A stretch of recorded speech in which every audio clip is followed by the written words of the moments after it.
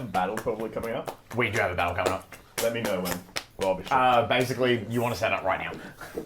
As I introduce the show, greetings and salutations, everybody, and welcome back to Tongues and Tales RPG. We left on a cliffhanger last episode as the party set off to find the tribe's original village grounds to find more information, and instead have been beset by something horrible. So let's see what's happening now on tonight's episode of Tomes and Tales. Ooh.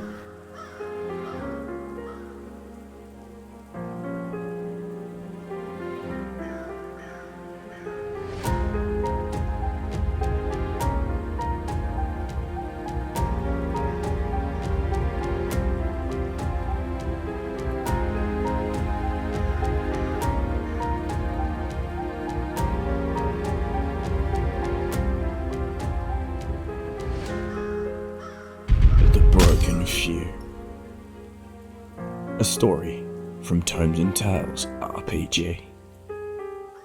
Okay, I don't want to waste any time. And welcome back. So, last episode, Hugle was able to convene with the Queen of Corvus and ask questions pertaining to the arc of the Blood Moon that is soon to be extending over Miros for a week. And in that, the Queen of Corvus kind of gave some insight as to how the Blood Moon interacts with the world on a more divine level, but seemed to be quite ambiguous with her responses and what information she actually knew. Crafty gods. Whereas when Petunia and Hugle and Zefaris went to visit the crone seemed to have a bit more of a better idea physically as to what the Blood Moon is actually capable of when it rears its head across Miros Therma. Our Ranger Voyage had a bit of a crisis of some sorts in pertaining to Zefaris and Zero, and hastily made it back to Petunia's home and then shut himself away, much to the dismay of the party mum Zero, and the rest of the party found rest. The next morning, a very tense few moments of interactions were had across the table at breakfast, and eventually our party went to leave the village, but not before Petunia's mum Rose came to ask her if this is really what she wanted before she went to leave, to which Petunia said, "I'd rather die out there trying to save everybody than die in here doing nothing," which is an honourable response. The party continued, and with the aid of Hugle's map-making skills and Voyage's insane aptitude within the forest and the wildlands, you guys cut down the travel time from basically a day to about 3.5 hours, but with a quick, consistent pace. And eventually you guys found yourself on the cusp of the village marked on the map. With that being said,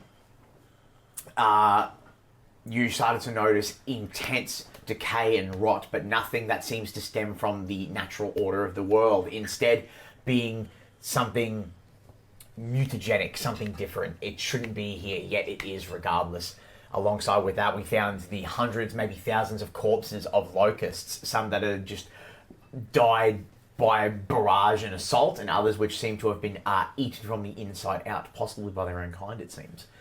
You guys investigated the first two huts on the outer edge of the village, and would you realise that the village stands exactly the way it was when the tribe left in wake of the assault. And as you guys were beginning to investigate, Oak Branch made himself known, seemingly also being quite a bit of a natural explorer himself, followed you guys as quickly as his little legs would allow to catch up. And what followed was a very aggressive attempt for him to bring his only daughter back home.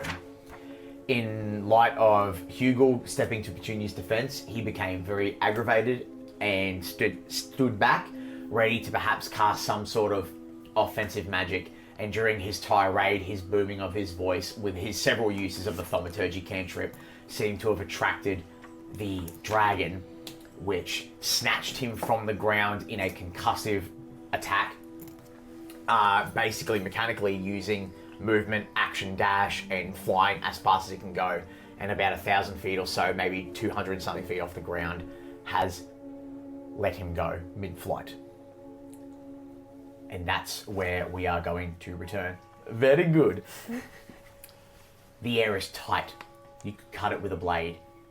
The faint sound of rushing winds under the wings of the great creature in the sky is cut short by the sudden influx and collective gasp as the party watches the small speck that is Oak Branch fall roughly 300 feet through the canopy to the forest below. Oh my god. Thankfully, if that's the word one would use, the tree line obfuscates your vision as he passes beyond the threshold of the canopy. Everyone make perception checks, please. Not going to? Just for choosing the forfeit? Just not looking at anything. 17. Okay. 15. 23. Oh boy, You are rolling very good tonight. 16. you're the only one that hears this.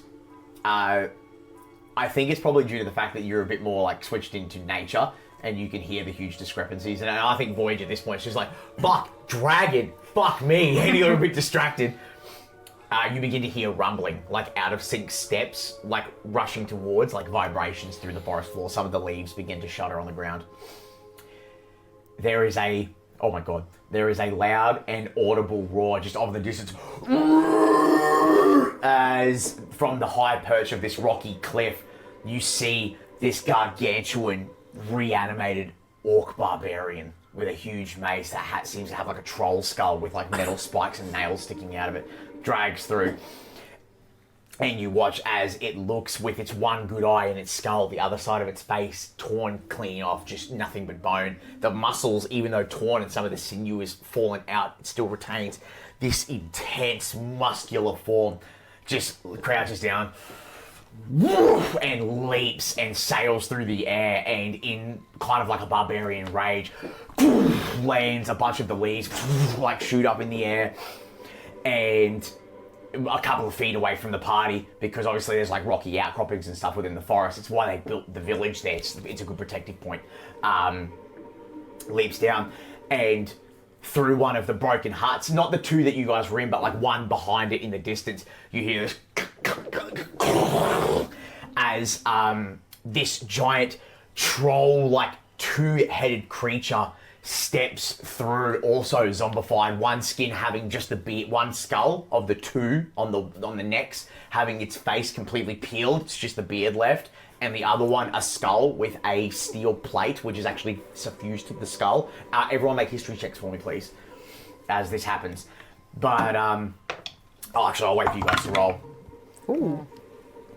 16. 19. Try to beat a 14. So 14. About 10.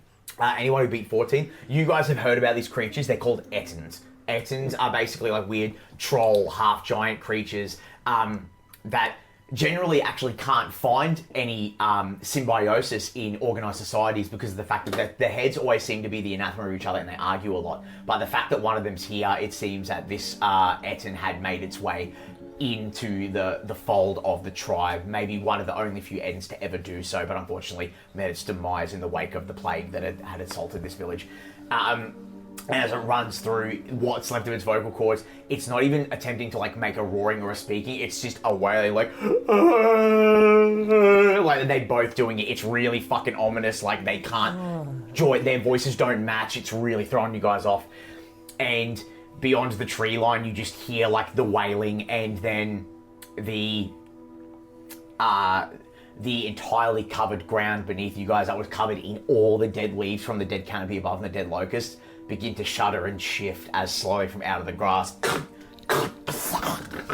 like snapping, like skeletons. You see like dwarves, humanoids, arbalists with like crossbows and stuff. These are all like the exiled hedge knights and stuff that just found their peace amongst this like idyllic village. And you guys have found yourself in the thick of it. I need everyone to roll initiative while I go get a battle map. Quick, lock him out. Yep. Oh, why did I roll so good this time? I'm not supposed to do that. I'm rolling really good tonight. Oh, I need to make sure that... Yeah. You motherfucker. Oh boy. Oh boy. Oh boy. Good thing we got that portable little camera back, because the way this map's built a bit awkward.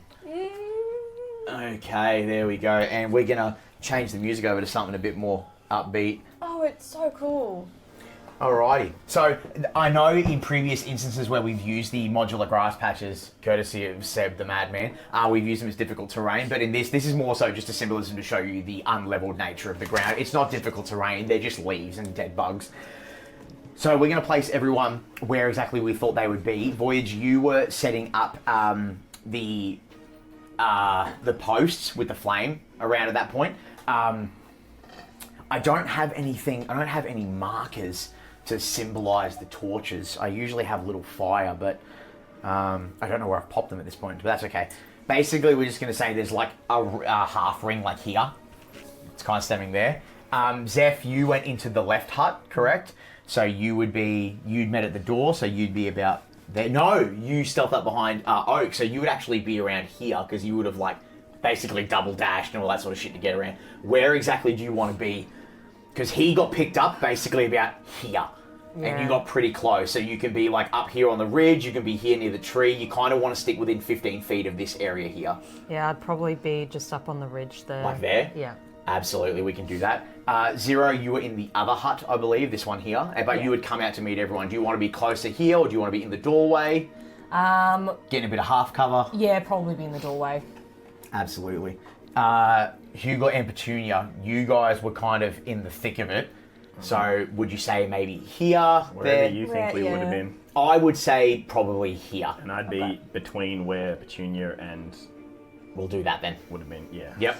Pat will be with Zeph as per... Oh, no, because he wouldn't be able to stealth like you. So would you have told him to stay with like maybe Zero or Petunia and... Probably Petunia and Hugle. There. And would Dog be with you, or is Dog out at this point? Dog's with me, yeah. Yep. Absolutely, we'll just pop him right there because he can kind of free. You've got the sheet for him with his updated little things that I gave you a while ago, the document? Okay, cool. And here we go. So, this is the Etten zombie. He's going to come through there. The half-orc barbarian kind of jumped from like, this ridge kind of simulates where he leapt from, and he lands about like here. Like he's got that insane, like just fucking barbarian, like Path of the Giant, whoosh, just leaps through the air. And from all around you guys, basically... You can't tell, this is my concerned face. One dwarf there. I doubled them up and I've actually painted little numbers on them, but it doesn't really matter because... So, fun fact. The two key players in this combat are the Orc Barbarian and the Etten. We are using the minion rules again for the zombies. However, being that they are technically undead, there's some fun little bits on there. So obviously, same thing. You don't want to be mobbed by these motherfuckers, but they'll go down pretty quickly. So we're going to separate, kind of spread them around, because they're going to want to close in on you guys lickety-split here. Milo, get your in the house, boy. He's wriggling. He's still alive. What a problem, man. Oh, what's up, before we... And I was taking a couple of these little gremlin dudes from the last game that we used for the Hellhounds, because they look like little crackhead golems. I just think they're fun. Yeah. In Australia, crackheads are a crazy insult. Go nuts. We're going to put this guy up here because I think that'd be kind of funny. And one would probably be behind the Etten. Alrighty, initiatives. 25 to 20. 33. 24. What? Rolled that 20. 30 fucking 3? So, anyone else? 24. Jesus. 20. Wow, guys. So, I'm just going to go 0. I told you. Okay. Thank you for this dice. It's doing very, very I'm well. glad. How dare you? 19 to 15. 19. Yes. That's... Tell me you got gypped again. What'd you get? 13. Oh, no, my love. I am not rolling good tonight. Okay. It's alright, you kill him with good rolls in the combat. Oh, that's why I forgot to do the thing, to set the mood. Oh.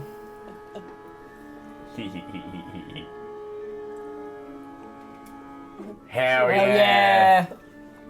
There we go. I thought, just for the first bit, it'd be fun. And I'll turn that off. Okay, I'm off camera, but you can still hear me. Look how cool that looks. Look how cool that looks. Look at this. Crazy, believe it or not. Top of the initiative is 0 with Voyage on deck.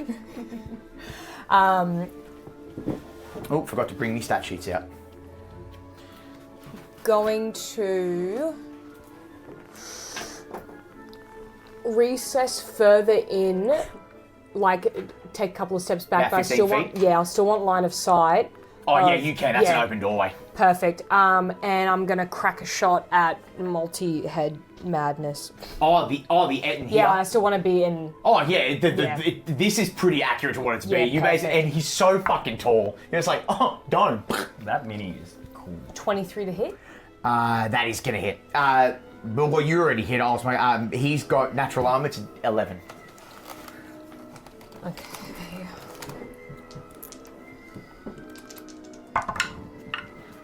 Oh, shit roll though.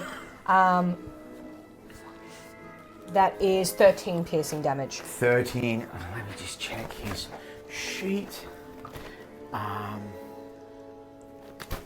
Yep, nothing against that. Okay, so that's going to be. Alrighty. Were you aiming for like the head, the neck? What's it look like as you take a shot with the White Widow?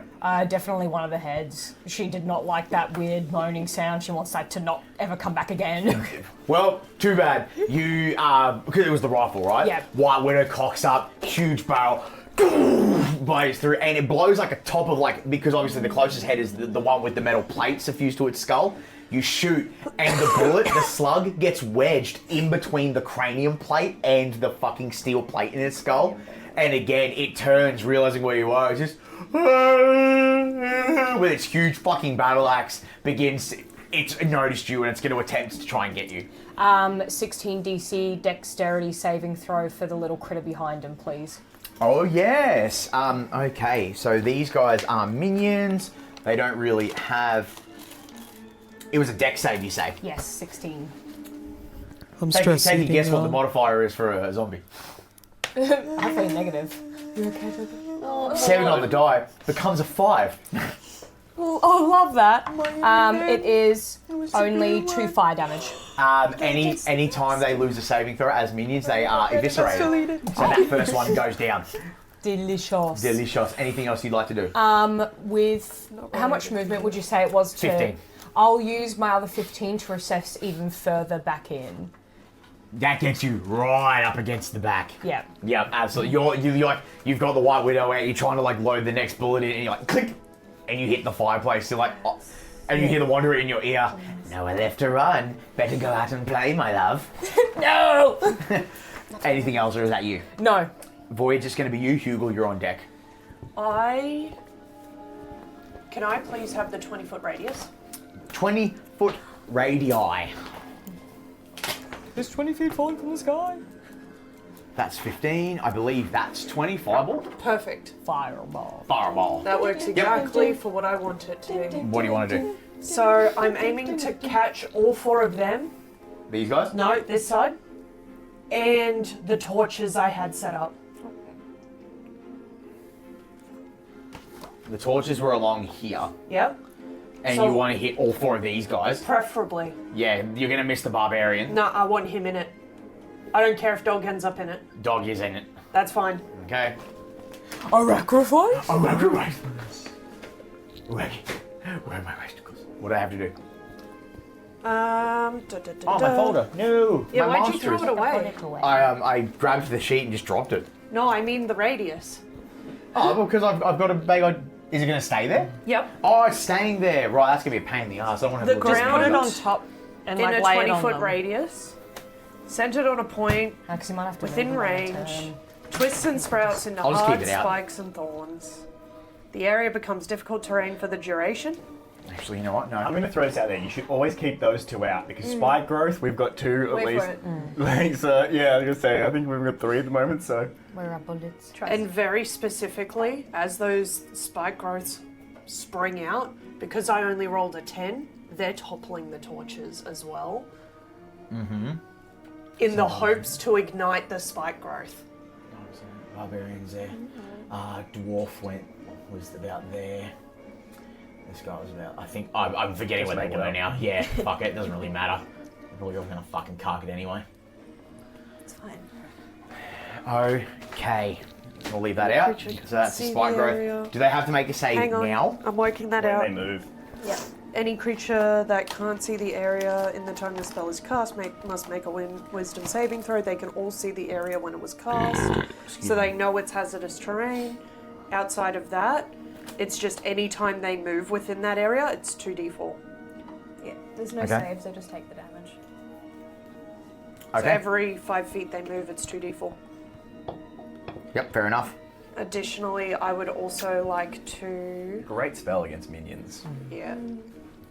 especially mindless ones like zombies. I did very specifically note that I want the spike growth to topple those torches and light the spiky shit on fire. Would the fire not put the spike growth out? I don't imagine so. Because it's a non-magical fire and these are magical plants.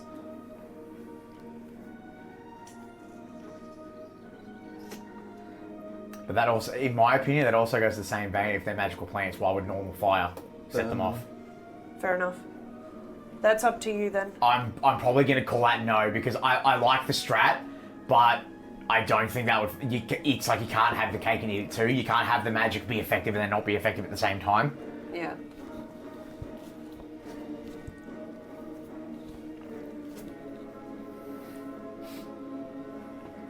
More caffeine. Sugar and caffeine. Juice. Yeah, look, Das someone has to be healthy. Juice is not healthy. Because it wouldn't Better than Red Bull. it wouldn't pop the spell, No, it wouldn't but pop... they're still It wouldn't pop the spell, but plants. Yeah, well, that's what I mean. Like, you know what I mean? If they're magical plants and fire doesn't destroy them on the spell, I'm not really going to think that normal fire is going to light it up either. Does that make If I sense? was casting or dropping a torch in a bramble, for example, it would take multiple minutes for the bramble to burn.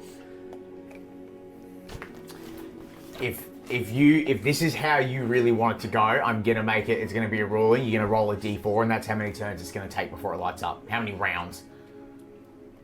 Got to decide here, do you want to keep it as something that can be protected or something that can kind of play out as an AoE attack? Because a burnout would destroy it, but Yeah. affect them in that moment. Because once, so say for an example, you roll a Shit, d4, there's you four get... more over there. There's another one over there. I couldn't see him for the tree. Honestly, Yeah, I would makes probably say it can't because I know there are other Yeah. capturing spells like web and stuff that specify that they can catch fire and do that. So this doesn't say it in the description. That's anywhere. where my brain's Yeah, it going, takes a because while to happen, the way I've read it is spike growth specifically is like you are magically summoning magical spikes, Yeah. and they are thus invulnerable to the concept of fire. I guess it depends on what kind of damage you want to do. Like, if we go ahead and allow it to catch fire, like if it does like how many turns it takes to burn or whatnot, you could possibly still get a couple of turns of damage of the spike growth out, and then when it catches fire, you could get that fire damage at the end. Like that, wipe it out. Yeah. Yeah.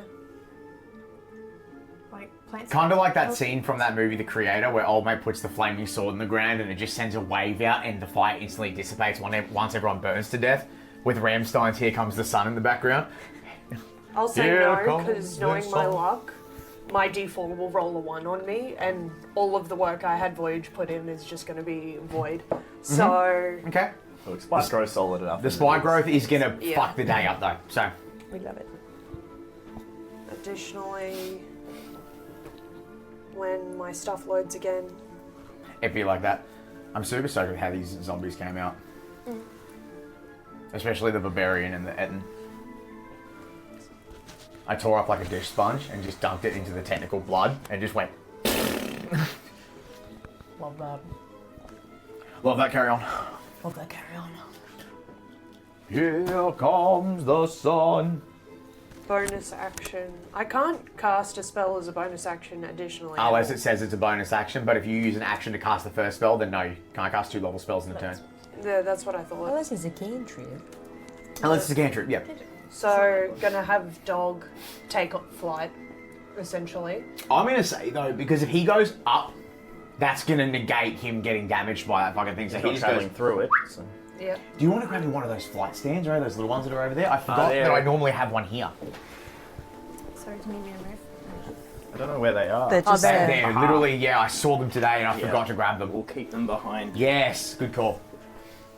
Just in case anyone else. I'm a man. I want Dog up on that ledge where that other minion is, and he's going to go for the chomp. Oh, so he's just going to fly straight up and go. Yep. Oh, so we don't even need the flight stand, but he basically lands up on this rocky outcrop. You watch, he fumbles the bag for a minute and goes on the rocks and like catches himself. Postures up. I'm a bad bitch.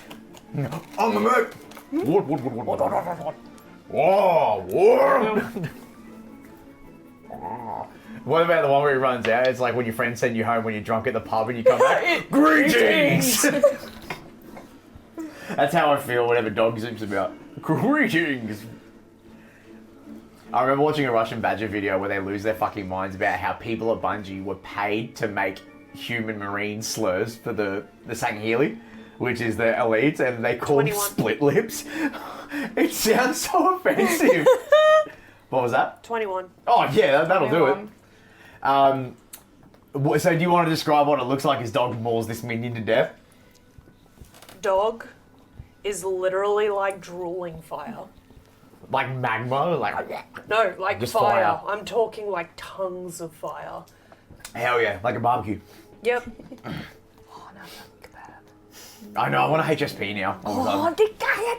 It's alright, we can get it after. Dog basically leaps, grabs this thing around its midsection because it's so like thin and atrophied from like having no like muscle and stuff that he's able to fit its entire waist in his mouth, and he just goes and like aggressively shakes it to the point where like it dislocates its arms and legs and it's just flopping like a muppet. And he's taken off the field, so now he can't sneak up on you. Yeah. Good call. Anything else you'd like to do? Let's just say I'm taking a few steps back. Let's say about 10 feet. Should get me up against the wall. 5, 10, yep. Right up against the building. Absolutely. Back up on the wall. That's going to be Hugle with Petunia on deck. Alright, grab out another 20-foot radius. For fuck's sake, I'm exactly over this fucking... No, Spike roll supremacy! I was gonna hold it this Your way. possessions would need a wardrobe. I promise. I thought fully that like Monica was just getting brave and like, no, I want that. What do you mean grab it now? It's undefended. Another 20-foot raid. Monica! Concentration. Now, as many of these guys as I can, with him at the very back, So so do there's I. also like a bit of space to, Like like two pretty much things from I me like right too. in front to cover as many of them as I can get. I'm going to say you'll just get that guy there. Yep. Sweet. Then I can move through same space, so I'm going to move through to be on the other side. But if you'll allow a little bit of flair as he walks through, he's going to grab and kiss you on the cheek and push you behind him Yes, baby! We got there! and throw a spiritual got weapon. Throw a We got it. spiritual weapon right in front of the Etten. I do the best romance. You know That big. I do romantic. What was that? Sorry? Spiritual weapon right in front of the Etten. I got lost in my own little okay. fucking void of Donald Trump. I was there with you. The spirit of the Cheeto Man flew through me. I was like, I had the best spiritual weapon. Okay. Gotta wear some cages. For those podcast listeners, Mikey has donned a Ninja Turtles hoodie as pretending to be Batman. Anything else? And just going to swing with the spiritual weapon to start. Swing, batter. 14 to hit That'll do it. for... Wait, that's the wrong dice. I wondered how I rolled an 11 on a d8. 8 points of damage. Okay. Spiritual Trowel leans up, hits this Etten zombie in the stomach, and you watch as some of its stomach like bursts open and like more of that black ichorous entrails like leak from this wound in its stomach. Realize now its attention is being drawn away from you towards the spiritual weapon and Hugle, where it can see the magic leaving that way as it like comes in with this like trying to walk its way through to come and get you basically. Anything else? That's everything I can do. Petunia, that is you. Wonderful. First thing first, bonus action, spiritual weapon, and I want to put it on the other side so it's flanking. Even if it doesn't, whatever the mechanic for that. Bong, bong, bing, bong, bing. So the rule is Yep. spiritual weapon can get flanking Yep. if a physical party member is Wonderful. behind That's it, okay. but another spiritual weapon would not impose That's that. okie dokie. Either way, he's getting surrounded. He's gonna get stabbed up the ass! And you know he's got a big ass! Hold on. So God damn! Does it hum like the rest of that's them? over here. Give him a second butt crack. You got 2 heads, you can get 2 asses. Yeah. Oh, that's Do good. it horizontally that's, this time. 27 to hit. Two in Yeah, the we'll hit. Cross them over. so you've got like a Oh, I'm sorry. I X. haven't gotten my dice out properly yet. What is it? Oh my god! I know. Fuck. I'm sorry, I just killed your dad, alright? I know. What a sentence! That's a D8. I'm mad though, because you stole that kill from me. Hugo never would have done that. No, he wouldn't. Exactly, shut up. 12. Hugo, plus for the 4. first time ever, had a slight bit of respect for him because he was trying to protect Petunia at that moment in the end when he. And look where it got him. I know. 16 points of damage. 16. And then first, the action, because you put Spike Breath up, didn't you? Where'd you put it? Over here. Oh, cool. Orange Voyage, blue Hugo. Blue. That's Blue. why. That's not. Sorry, I got lost in my Voyage. concentration spells. Okay, cool. Spike Growth. Oh my fucking god! Are you kidding me? No, Fuck's because I want to sake! put it just I don't have another 20 incher. Hands together! just past Hugle to cover that Etten, because then it's so that it's like placed so that it's not going to impact any of the party members. But if it So, tries to but walk are you trying to towards- stop the Etten specifically? Yeah, if it's trying to walk towards Hugle, he's just going to be. Well, pretty I much was going everywhere to say, in between the houses, they would actually get covered, so we'll use that one, because I That's feel fine. like that's going to be That's all I need. the best way around it. So what we'll do is... Spike Growth. Oh, fuck me. Just this hang is... it on him. No, fuck this. I got it fucking... It's annoying the fuck out of me now. Spiritual weapon. Lovely. Lovely. There we go. There's so many spike growths. I fucking hate you all. And like as it's coming up, her hands are sort of shaking as she's casting the spell. Some DMs Stop ban it. silvery barbs at the table. I'm going to ban spike growth. No! Next campaign, no chance. Bet I'll only cast Yeah. Silvery Pulse. Yeah, it's one reaction for a round, so you wouldn't get it again. That's okay. Anything else, my dear? No. Okay, there we go. Next is the Orc Baburin. Looks through.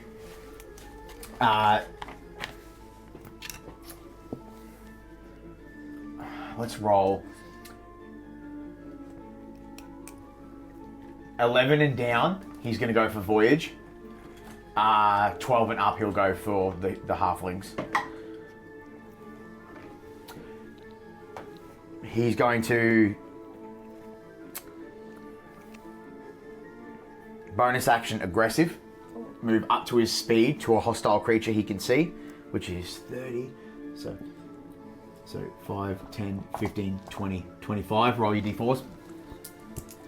It was only one to get out. It was only one, yep. 6. Okay. Doesn't even flinch as he runs out.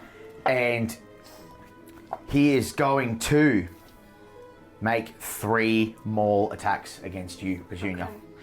So, let's see what happens here. Let me just make sure.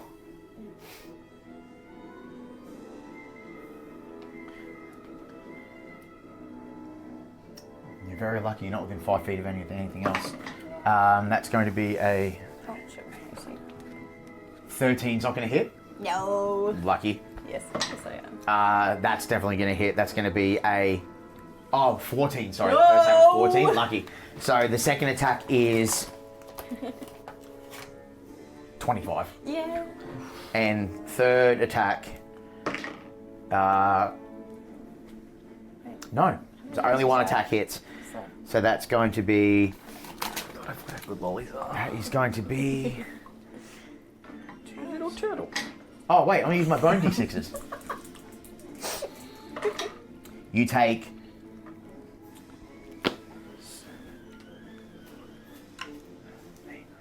11 points of bludgeoning damage, Okay. and then you take a further 8 points of necrotic damage Ouch. as he makes his attacks against you. That's his turn. Next is going to be Zeph. Okay, That's all he can do. He just hits shit. my fucking thing will not tell me how many feet Zeph has. It should be for 30, some reason. at least. Yeah. Is it not right at the top now? No, it's not. It's fucking gone. Go to the very first page, like your stats and stuff. It's gone. What the fuck? Yeah, it's like it's not fucking there. I had to reload D&D Beyond before because mine lost a Yeah. heap of stuff. I'm just gonna. It bugged out. I had to close it and reopen it. I believe it's at least 30. Here. Oh, just like all my stats were gone. Oh. They've updated the UI. Features and treats. And is Yeah, mine's still up right next to initiative at the top. It's just after spells. What a weird place to fucking. I think it might be because you've got it sideways. 30 feet. Oh. Okay, so I am going to bonus action dash, so that will give me 60 feet Where are you running to? straight for the orc. So 5, 10, 15, 20, 25, 30, 35, 40. 40, all right. And with that, would I actually, yeah, because then I'd be flanking. So Flanking gets you advantage. Yep.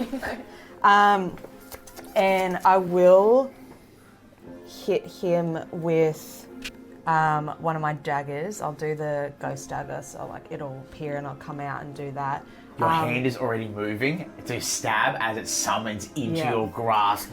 What I want to say, like, this is not going to happen this round, obviously, but because I've got the oil, I just want to ask now before I go for the next set of rounds and everything, so then that way I can plan ahead. Would you allow me to grab one of the torches, put the oil in my mouth, and basically Dragon Ball that shit? That's dope as shit. I will even turn my face into Goss if that helps at all. I would say I'll allow you to get the oil in your mouth using your free object interaction, and you can grasp at one of the torches next round. You would Yeah. have to forfeit your action to do that. Yeah. But in 6 seconds, I don't think you're accidentally going to swallow fucking oil. So it'll be fine, sure. Yeah. So that can be free. So as you're running, you're like, you guys are watching as Zeph, did they forget that they have a water skin on the other hip? Then the oil on. Yeah, And I'm you, just pull a holding hand that up. ready to go for my next. Imagine Next next round. swallowing it and your next poo just leaves you worry-free. Oh my god, that would be blessed. Really. Blessed. Hashtag blessed. You're probably process that away. Actually, Don't try and process it. Actually. would you allow me for the torch for it to be a bonus action since I have two weapon You fighting? use your bonus action to dash. No, Oh, you not mean next now. round? Next Oh. round. Sure. Thank you Sure. kindly. I would, yeah. Bogomania. So what I'll say is you can use your main action to grab the torch to blow, because that's a pretty stacked ability, and Yeah. you can offhand with the dagger. Yeah. That's so because you got to mitigate, because you can't get sneak attack on the other dagger, and I feel like if you're blowing actual fucking fire, you're not going to be focused on trying to get extra knife damage. All right, so that is a 25 to hit. That will hit. Thank you. Thank you. I love you. Wait, I'll speak later. You fucking give me. And that is just the one. Just the one this time. 10 points of damage. Okay. Dagger reaches up underneath one of the ribs, and you get it in there and you twist. As he turns around, it lets out this thunderous fucking, and then looks down on you with the one good eye and the hollow socket. He's 7 foot over the top of you. He's like, ugh. But you fucking gave him a decent one, but he's still looking pretty good. He is undead. The fortitude is there. But turn well spent. You've got definitely not drinkable liquid in your mouth, and you're just basically go nuts. Alrighty, next is going to be the Etten zombie. Oh yeah, Pat as well. Oh, Patty, yes, Patty. Actually, can I get Pat to fetch the torch for me? You can. I will get him to do that. So he sprints, we're going to go 5, 10, 15. Yeah. Grab the torch, and then 5, 10, 15 will get him there. Yeah. Yeah. Blessed, because then I don't have to use my disengage. No, there you go. I can just go, thank you! And that's So, my turn. He forfeits his attacks to grab the torch. Yeah. Okay. Next will be the Ectine zombie. Isn't there a thing about wisdom perception checks for the spike growth? It's just when the people outside of it if know they were you there, cast they it. know. That's But right, You thank can you. also Take it determine regardless. whether an undead thing would ever pay attention to that shit. Well, they have because it has 2 heads. It's slightly smarter than everybody else. Two half brains make full thinker. Corpus callosum is Now, I also believe spiritual weapons, even though they are they physically attack, they can walk through them.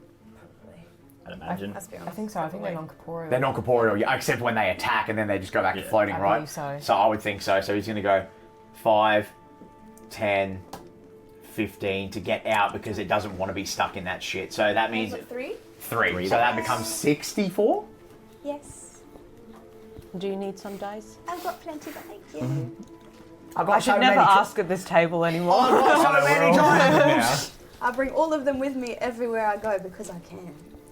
Because I'm an adult. And that's what adults can do. I have like What am I 100 doing? sets over here as well if we need extras. If I do one of those shortbreads. The last one. Oh, It's the last. I deserve. Yeah, and it went on the floor. Classic. Go Oh figure. yeah, it's they don't even turn solid when they attack because they're force damage. That's not. So they're spectral. Yeah. Even when they're hitting, So they yeah. can't just pass through. Okay. There you go. Sorry, I just wanted to. Three, No, that's a million damage. We were a cleric man for a while. 60, So. 20. 40? I heard 40.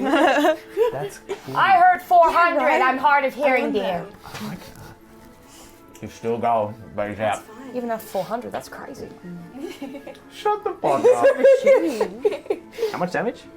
400. 20. From 420. Enough. There's a lot of you. 420! I've got nothing under a 3 on those D4s. There you Nice. No go. one's You're just wrong destined to there. fuck with me. Alrighty. Do spiritual weapons get opportunity attack? Nope. Nice try, fucker. I know, it's my biggest fucking fix my grit notes? as a fucking cleric, man. It's going to, so it gets No, I 3 didn't attacks. actually. The first 2 with its axe are going to go on. No, it'll go on you because you were the first one there.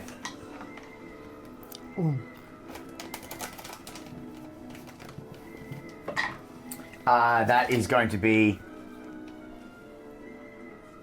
I just need to use the calculator to make sure I get the number right. 27 to hit That'll hit. on the first one. Second one is 21, I think. Hang on. It was 21. That will also hit. So those are the axe ones, so we'll deal with that first.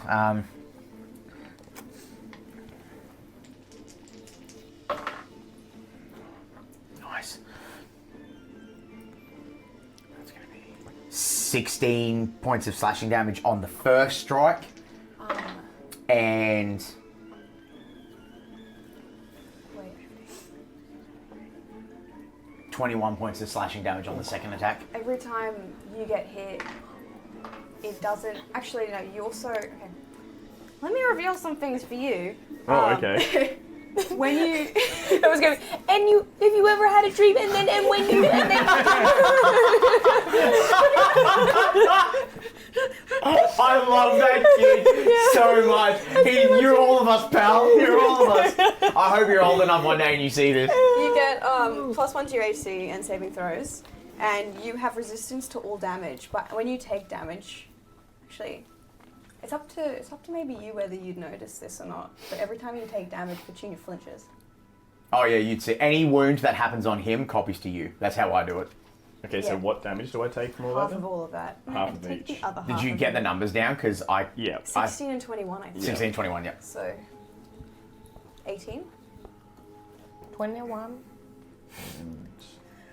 Cursed for a save every time anyone comes up.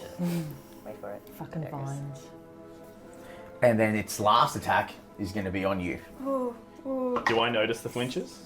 probably. She's not very good at hiding it. 15. That's my AC. And there you go. It's time to say goodbye.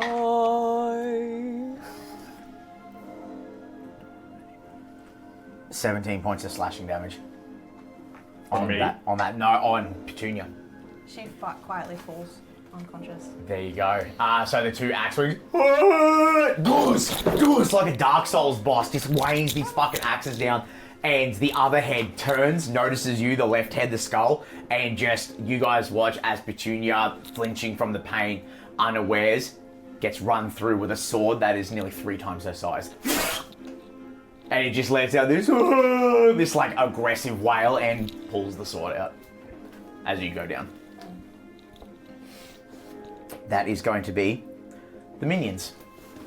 Now, these motherfuckers are dumb as hell, but he's gonna beeline.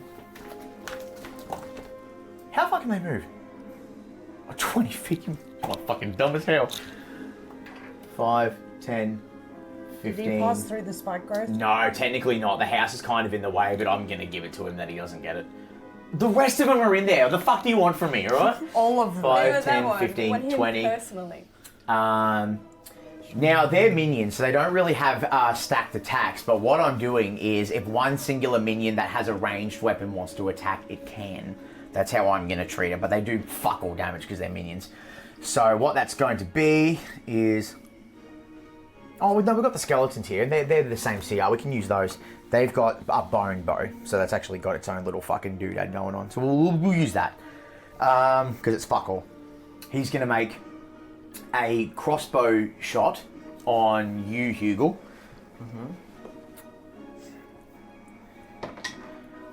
That's going to be a 15, which I believe doesn't hit. No. There you go. So you watch as this it loads this like janked up bolt into the crossbow, and it literally hits your cow and flies through the feathers, taking some of the feathers off, and it just flies past your ear, whistling. And you hear some chittering, which you're pretty sure in the common tongue would be fuck. Now these motherfuckers, see, they're dumb as fuck. They would literally... No, I think, here's what I'm going to do. So, the ones that are physically here are going to go 5, 10, 15, which, I believe there's no save, they just take damage, correct? Which means any of the guys that are on foot are instantly going to fall, that is correct. So, 5, 10, they go. 5, 10, they go. They would go, because they're stupid as fuck, and that's not totally because I forgot you guys had spike growth. But the ones with ranged weapons would pop them off and then move, because they would attempt to move as they reload. And that would be fucking very bad for them. So, this one's gonna go for Zefaris, because they're right there. Ooh, 18 to hit. Yeah. That's going to be...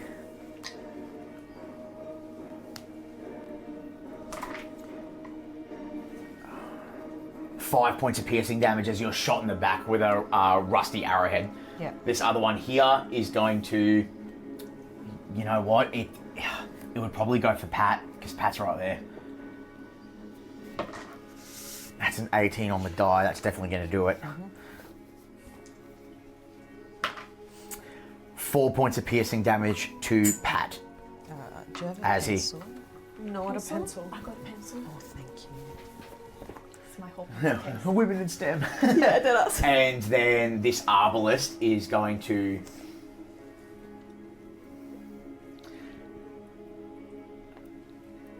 It's got a clear line. It's got a clear line. I think it... No, Zeph's right there. It'll go for Zeph. I was thinking, maybe we'll go for Hugle. Nah, because there's a fucking Etten and the Barbarian in there. It's not going to do that. That's going to be 19 on the die. That's going to hit for 3 points of piercing damage. And they have like that kind of like rust and patina and rot on their arrows. If you regain hit points before the start of the skeleton's next turn, the number of hit points you regain is halved. Yeah, okay. But at this point, you know what? No, they're not going to move. They're ranged because they're not normal zombies. With Pat's hit points, like 7 plus 7 times the caregiver's level. Yep. It's a D8. Yeah. It's 7d8 because they level up. So he would have. So if at this point he's taken I think we said he Eight. took like 4 points. Only 8. Only 8. So just roll it up, write it down, and then just take 8 from it, because he'll definitely still be alive. Okay, we're going to go back to top of initiative. That's going to be 0 with Voyage on deck. How many is that? 7? 8. As she like kind of watches in like the shadows of the cabin, like the hut that she's in, as she sees Petunia go down, she'll in kind of like almost this like flustered fashion, she'll cock it, and she like kind of just yells out, "Petunia!" And then you hear not 1 but 2 bangs go off. The first bang, no bullet leaves, but it's a hex, and she's gonna hex. What is it fucking called? The Eton? Yeah. She's gonna hex, and I'm gonna choose the strength ability to put a disadvantage on, because I don't want any grappling or athletics checks going unhindered in this combat. You know what I imagine it, if I may be so bold? Yeah. As you don't put a slug back in, but you cock the breach. Yeah. The empty shell, ting, slow motion goes out, and as you go to shut it, you just for a split second catch the glimpse of thousands of spectral little spiders conjoining their legs together and becoming a slug. And as they leave, it's almost like a spider web goes out. Yeah, I dig that. Yeah. And you guys wouldn't see it, but what you see is a spectral spider web wrap itself around the Eton. Obviously, he doesn't physically react. He's not aware. And it is a hex, is it? Yes. Okay, so it's no condition, so that's fine. Yeah, just a disadvantage to any strength ability checks. that he Absolutely. makes. And then the second fire goes off, and I'm going to expend a grit point for a Deadeye shot. Do you have to spend an attack to reload the White Widow? Or have you got to the level now where you just get reloads for free? It's, well... Oh no, because... well, I've shot off with the spell. And it's a cantrip, isn't it? No, it's not a cantrip. Oh, I think Hex is leveled. Yes, I apologise. If it's leveled, it means you can't make an attack. No, that's right. That's true. Sorry. No, I wanted to make Wait a sure minute. I wasn't short selling you. No, Hex is a bonus action. But is it a leveled spell? It's a bonus. Oh wait, no, it doesn't I'm matter. trying to shoot. Yeah, bonus. Go hard. Yeah. Go hard. Yep, cool. So you get one shot off. Okay. Thank you. I forgot the Hex is a bonus action, and packed to the trigger, it still acts as a bonus action. I apologise. So dirty 20 to hit. Oh baby, yeah, that'll do it. Shoot him in his fucking ass. That's 16, 6. That's 24 piercing plus 5 necrotic. So what was that total? Sorry. 31. Beautiful. That's not what I wanted. At all. Okay, looking a bit hurt. Looking a bit hurt. And oh, sorry. Jesus, table. Is there any feasible way to try and get up to that second level with like a with climbing? Is the strength is acrobatics? Athletics. Athletics. Make the one that requires strength because you're gonna pull yourself up. Okay. My athletics is not great. That's a 7. You know what it is? It's not even the fact that you can't pull yourself up, but when you leap, it's the burn damage and the destruction. The plank just falls loose, and you lean back on your feet. Like, shit. The ass is just decrepit as fuck. Yeah, I'll just leave that then. You're still good. Anyone that tries to shoot in on you got 2 points of cover, so you're doing well. That's going to be Voyage with Hugle on deck. Watching Petunia go down, he immediately turns to Dog and goes, "Cover her." Mm-hmm. So he's essentially standing over her while she lays flat. Mechanically, there's not really a thing that lets you do that, though. Lotus Den halflings can move through people's space unhindered. Will we allow that to work considering she is still a Lotus Den halfling even though she's unconscious? And she's laying flat on the ground. He is standing over the top. I know, but I didn't let Zero do it for Zeph. I don't think I could let Dog do it for... We have the mechanics for Lotus Dens. I know, but... They're small enough to be in the same space, but... You know what? I'll allow it. It'll give you... Dog can fly as well. He could It be makes just, sense for just us because hovering we're above. two medium-sized people. I So know, and Dog is kind of like that medium-large size. I'll treat it that even though she's unconscious, she's going to get +2 to AC because these guys are fucking huge, they're still going to hit her. So if you're okay with that, I'll let you do that. Otherwise, I'll let you do your move another way. No, I want Dog standing literally over the top, giving cover. So if there was Petunia's down, and then and Dog's just like. Perfect. Yep. We have the technology, We can rebuild him. but I don't want to spend that much money. So you've got a trash can for a leg. 6 million peso, man. Your country needs you. Isn't that a Family Guy joke at some It's point? from Robot Chicken. Oh yeah. I've seen that. I'm flanking the barbarian. Do I have advantage? That's on melee attacks only, not on range. I don't. It is a melee attack with dog. No, yeah, okay. On the barbarian? Yeah. On the board. It's 21. Yeah, that'll do it. Because he's trying to draw its focus away, which is 6 damage. 2 of that being fire. The rest being piercing. That's a-okay. Still looking pretty decent.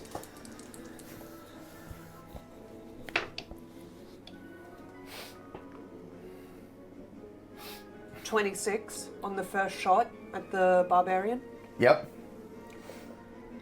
I'll roll damage in a sec. 25 on the second shot. On the That barbarian. both hit, yep.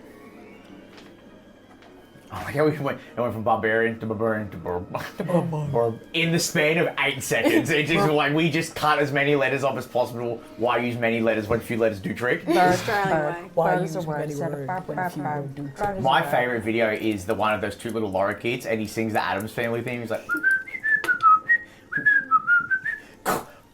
when it turns into the fucking explosion. Oh, yes. I was like, I love that exploding verb. The first is 11 damage, 6 of that being fire from dog. Okay. And that's a reaction from dog, isn't it? Yep. Which means you can That's only do it dog's once. reaction. Okay, cool. I just need the total altogether, 12 on the second attack. which becomes the total of what? I don't remember. 23. 11. Thank There you. you go. Thank you for being numbers. You're good. Because the bow itself is still magical, even though you're not getting the elemental damage, so it overcomes certain resistances. So I just do the full total. He's still going. He's looking hurt, but he's still going. That's your turn. Yep. Good turn. Hugle, that's you. Hugle turns after sort of watch something go down over you, and the purple enrages from his eyes, and a grasp to his necklace, a purple pulse of steam shoots out. Channel Divinity, turn undead. Yep. Any within 30 feet of me need to make a DC 15 Wisdom saving throw. I imagine none of these CRs are less than 4. The Etten zombie and the barbarian are not. No. Damn. But however, this guy definitely. He'll just get deleted. Yep. DC 15 Wisdom saves.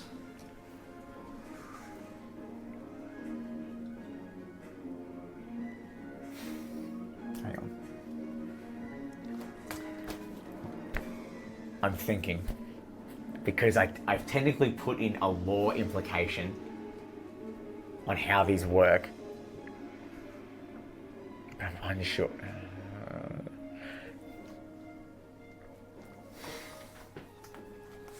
Do I want to do that? I don't know.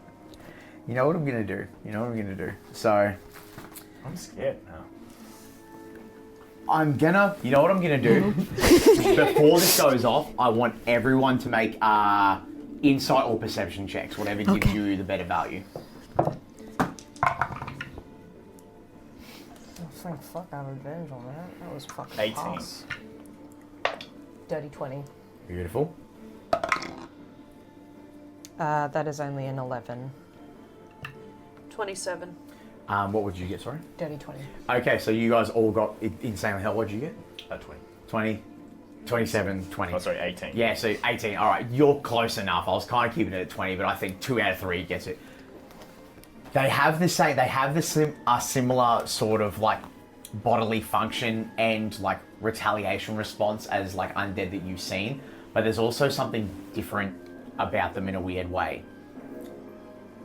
because when you look at the Etten, in the eyes that it has left between the two skulls and the one good eye in the Orc Barbarian zombie specifically, like these two guys that are more of more constitution, you realise that in the midst of the entire battle, there's still some semblance of sentience and life behind their eyes, but it seems to be in a sense that they're in too much pain that they've just forgotten what they were beforehand. So even a channel divinity is not gonna. What do you think? Like what? The way I'm basically, that's not gonna. I'm gonna allow it because they still technically fall under the undead category due to the nature of the infection. We'll call it that. So, but what I'm gonna do is I'm gonna roll with advantage for both of them because of their mutagenic path. So we'll do it like that. So I'll roll them in front of the table as a nicety. So this is for the Etten. Oh shit! It's not great. That's going to be a. Hang on. Where's his? Come on, cross everything. Cross my toes.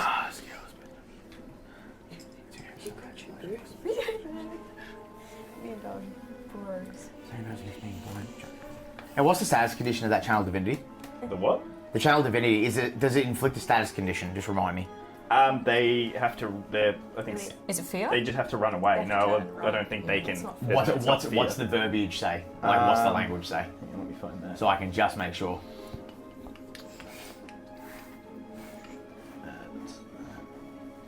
As an action, you present your holy symbol and speak a prayer.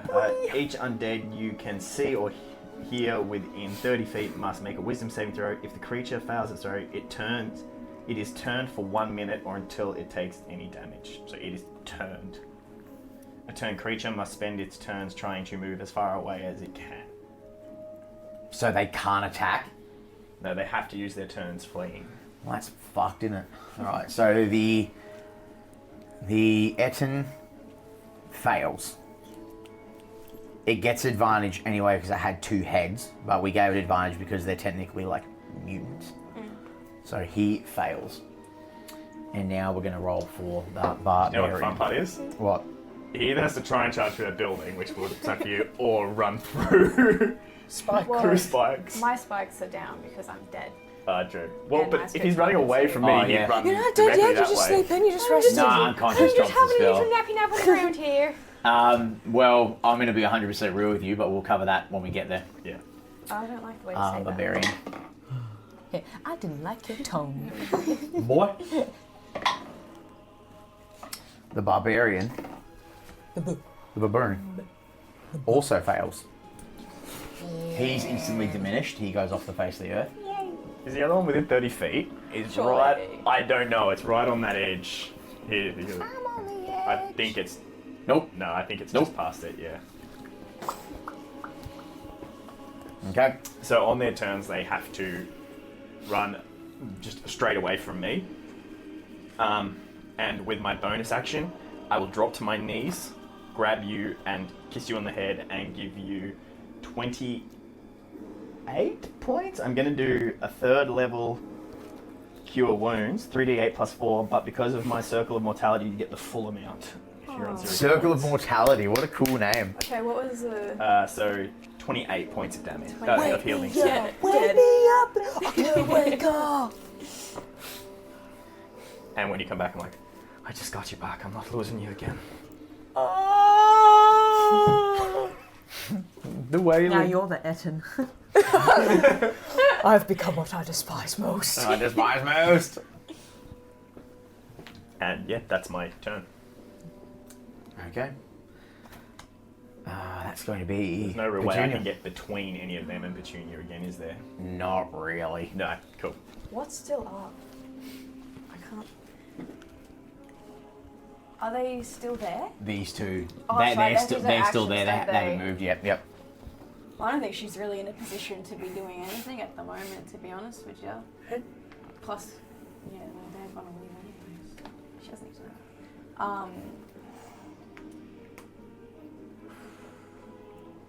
That's a really good question. I was prepared for this. I'm so sorry. Honestly, I'm just gonna use like a little 1st level cure wounds on myself just so I don't die again. And she's just like clinging onto your sleeve now. and just looks somewhere between terrified, distraught, and just out of it. Dang. There is an escort. Like Donald Trump. When he does the That's like a That's gonna be a 14th good Trump thing to reference do. in one episode. Yeah, that's well done. Very nice. Okay. That'll be it. She's I had the best not able to do anything else. Okay. Stand up with your movement, maybe. Nah. Nah, stand down. It's the first time she's nearly died. She's not doing great. No. The world's scary. It is. Especially when you're from such a nice little village. Alrighty. So you do stand up? Nah. No, you don't. Okay, so you're unconscious on the ground, clinging basically like Hugle's cow as Dog has his little squat legs over the top of you. Well, next is the orc zombie, and there's a fundamental problem with what you cast because the only direction he can move, bink, is right there. Who did that one? Me. 2d4, please. That is going to break his channel. No, it doesn't. You said when it takes damage. Yes, it does. There's But nothing is in it here so it's about taking damage that. from a person, or does it just? It also taking doesn't damage say in anything general? about that. You literally just read it Yeah. out. No, it does say if they take damage, it breaks it. But is it if it takes damage from an attack or just Damage in general. Just damage in general, yeah. That's how that's what I heard. I don't want it to be that way. So the creature fails it, so it's turned until until it takes any damage. Yep. Yeah. Yeah. Okay. That's very fair. So 4, Only problem 5, with Zeph 6, coming up behind, 7. man. 7 points of damage. Okay, let me just... Steps into the thing. Roll another 2, because he's going to have to step out. But the second his foot hits the spikes, you watch as it basically tears the muscle clean off the shin. And it's just Another bone. 5 points of damage. And instantly stops. Turns around. Looks at you specifically. And I'm looking back at him. Holds up the troll skull maul. And I think in that moment, because it understands common and orc but can't speak, you know what? I'm going to be flavorful. I'm going to bend the rules a little bit. For a split moment, in that instance, there's only the two of you. Its one good eye in its skull looks down at Petunia on the ground and it looks at you, and for the one split moment that it can summon common language, it just says, "Bang!" Do I get to speak back? Are you You allowed can to? as it rushes back. I promised your paramour a good death for you. In his blind pain rage, he does not... Oh no, I knocked the speaker. He does not respond. Go back, please. Do the thing. Whisper sweet nothings to it. It's my charge board's munted, so it just doesn't want to react to certain plugs. No, it's done World the thing. has gone Flip it around silent. upside down. Give it a little blow and a kiss. Give it a hot puss. Spit Yeah. on my Spit on my back. It worked. I hate the fact that I did it and then it was. How fucking I have dare the you. best suggestions. There are no suggestions. I have the best hop tour. No one spits on that thing like I do. That's like what, number 15? And it's going to make, in that moment, it's going to make 3 attacks on you with advantage. And once per turn, it can deal extra damage because of martial advantage. I'm also going to now, wish I'd done this earlier, thought about it, I'm going to drop my concentration on spike growth. So if it happens to the other guy, he doesn't. So, Yes.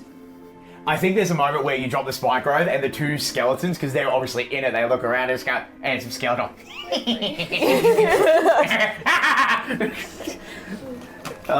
He was kind of like, That's going to be... But with advantage, though. quick other random question. When he 14 to hit. fled, when he fled back and then came back, would Dog, Pat, and Zeph have had opportunity to No, attack? because he was still He was- within 5 feet. Dog has already used, I believe he already used his reaction for the turn on Voyage. And Zeph was still within 5 feet. And Pat could, but he's also holding the torch in his mouth. Yeah. Okay, everyone's too busy. First attack misses. Second okay. attack is going to be It's alright, I'll give it. 26. Isn't it disadvantage because you're laying Melee down? attacks at point blank. It's ranged attacks. Yeah. No, And you're like, the second attack does not hit, so only the first ones do. Wonderful. So that's going to be, we're going to use the bone D6s Oh, of course you will. and the bone D8s. I curse your die to roll only ones. No, they roll religiously really well. Wait, which one's which? It's only 8 points of bludgeoning damage for the maul itself, but the necrotic becomes 13. Yeah. And then on top of that, you get another 3d6 because it has an ally within 5 feet for its its martial advantage. And they don't stop We're at coming, and they 21 don't stop already. coming, and they don't stop fuck. coming. No, the first thing was 13. Like that was the 13 and an combined. 8 is 21. Was the 13 on top of the 8? Yes. Yes. And then Plus- you plus lose the- another 11 points of just extra damage. Okay. You still up? Yep. It's like, fuck. God damn. God damn! And then I've made grievous errors. he's still got a bonus action. You could leave. Now here's what I'm thinking. You guys are always trying to exploit the Lotus and Halfling mechanic of being able to pass through other creatures. I feel like a 7-foot orc barbarian could just step right the fuck over But you. it's an enemy. It's not an ally. Ally. Yeah. Alright, I'll give you that. Additionally, Everyone else tries to fucking Dog kill is the rules also- around me, there's so a I'll just get medium fucked, dog right? in the way. Yeah. Not if he steps over the top, you fool. But I'm getting bullied, so we'll just cover that. I was getting bullied at this fucking table. Let's Peer copy. pressure. Yeah. There's more of us than Literally the you. mechanics. So, I said it's literally the mechanics. I know. Don't think I'm actually getting mad. I'm not. Okay. I'm not. I'm just taking. I I'm taking the believe you. Mickey. I believe you. I'm taking the Mickey. I believe you. But what he is, what's he do? He's got 30 because he's like jacked as fuck. No, but it has to be towards an enemy.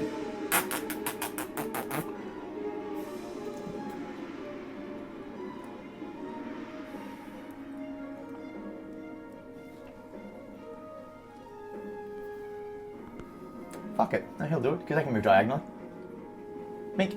He's going to step out to try and get himself some sort of martial prowess going because he can move up to his speed towards a hostile enemy, but he's rearranging to get a better advantage. But Dog does get to... Wait, Dog used his No, he reaction... doesn't. You're right. Yeah. I remembered. Yes! For once in my fucking miserable life. And that was a dirty 22. That is going to be Zeph. Alright, I'm gonna do his dirty move and move, like, behind him at a diagonal. Yep. And I'm going to, like, obviously I would have grabbed the torch from Pat or get him to move around so I can grab it, whichever works. And I'm just gonna let... Pat moves after you. No. No? No, I think they can move at any point. Do Because, whatever. like, what I was saying Yeah, on is, your like, initiative. as I'm moving, like, I would grab the torch from Oh, Pat. right. Yeah, Yeah, sure. and then go around. Yeah, fucking sweet as. Go ahead. And then how, like, obviously I'd roll the hit, but, like, what sort of damage? Would it just be, like, fire damage that I'm re-rolling for that? What it would actually be is it wouldn't be an attack roll, it would be a dexterity save. Yeah. The same as the fire breath. It's going to be a little cone because it goes out because it's like what are the fire breathers, like that kind of Yeah. thing. Bit of like a circus thing. It's only going to be 15 feet though. Yeah. But from you, it's gonna get Pat and you. That's fine. What if you stayed where you were and just blasted him in the face? What do you, I why don't you could've. move around him a little bit more? So you're a yeah, bit hang more- on, because like the If 20 you were foot still cone, here- No, the other Alright. way. So, yeah, and then bonk. Because motherfucker moved. Because I was gonna switch spots with Pat and try and get the other big guy too. You can definitely get him without hitting anybody else. damage on him. We want him to run away. One of them's gonna run. Yeah, but if he gets hurt, he won't. True, Yeah, that might So be the just most go the fortuitous bar. angle to do it at, perhaps. So I'll diagonal from me, Like just move move one more. over one more. Like, yeah, behind Yeah. Pat. And So 5, 10, 15, 20, 25, yep. yeah, and I'll do it from that way. Fucking whip. Yep. Okay. I'll allow that. Now, whatever you so here's how I'm going to treat this. I'm going to be kind about it. You can roll. What actually? You know what? Let me check what Gosrix is Yeah. because it's not going to be at the same caliber because you're Yep. not a dragonborn, but it'll be decent. I feel like it's D8, but I might be wrong. Can anyone Might be remember? Correct. I Three think it- D20s. Fuck you. I think it is a D8. Yeah. We have a D16. Because it's not like Hellish Rebuke where it's D10s. It's like kind of weaker. Yeah, breath weapons aren't that great. No. It's grand scheme of things, I no. lied. It's 2d10. 2d10. So Oh. you can get half of that, which is 1d10 because it's oil. And whatever the damage is, you're going to take half because you're breathing fucking oil out of your mouth, and it's not really something you're meant to do. Yeah, that is Does that sound fine. fair? Yeah. Okay, so he's going to make a dexterity save, which will be 8 plus your dexterity modifier plus your proficiency bonus, which I know is fucking ridiculously high. Dexterity modifier is 17 plus 3, so that's 20. So 8, no, just your modifier. So 8, 9, 10, 11, then add your proficiency bonus. Proficiency bonuses this way. Keep going. No, this way. This way. You're still plus 3 at this level. This way. Yeah, we're at plus 3 at this level. This way. Because we don't go up until next level. So plus 6. So plus 6. It's So 8. 8 plus 6 Yeah. becomes 14. So he has to make a 14 dex save. Yeah. He's proficient in that throw. Stop it. Not going to do it with a 12. So roll your 1d10. Burn his eyebrows off, baby. Get a 10. Get a 10. Get a 10. Get a 10. Get a 10. Cody, do you have one of Gosrick's D10s? I probably do, my love. Hang on. the jungle, the mighty jungle, the lion sleeps. I was singing that at work, and you know what I got to? I can't hear you, Papa. Disney don't come for us. And then when Puma gets stuck, she's gonna get me! Where the fuck did they go? Oh, they're here. They go. Thank you. I looked like through every one of the pockets thrice. Get a 10. Just You a can do hunk it. of hunk of burning love. That's a 4, me lord. Which, Banishment. It's something. and then you take 2. Alright. And he is now set alight. And would you allow me to do the 2-weapon fighting with that one, or no, because it's not a melee weapon? You can, but the thing is, you can summon the ghost daggers to your hand, so yes, you just can't get sneak attack on offhand fighting. That is fine, So you can because- basically just give him one for the road in what's left of One his for the kidney. road. Yeah, one for. I'm just gonna give you a roadie, mate. Yeah, here, hold this. And then walk off. Like a knife block. Yes, well done. love you, Gosrick! Oh my I'm god. gonna kiss your dragon face. So that's a natural 20, so that's a 27 to hit. Which means it's you're a D8 now, right? With your dagger adept. No. You're still a D6. I'm still D6. Okay, so 2D6. Yeah. 2D6 plus your dexterity mod, but you don't get your proficiency bonus, I Yeah. think, on offhand strikes. No, you don't.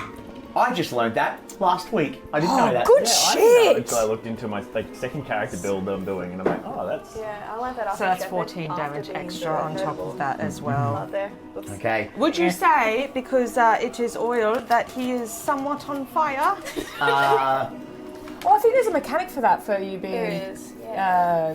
covered in oil. If someone can Can't wait find to it, say. if someone can find it and read it out to me.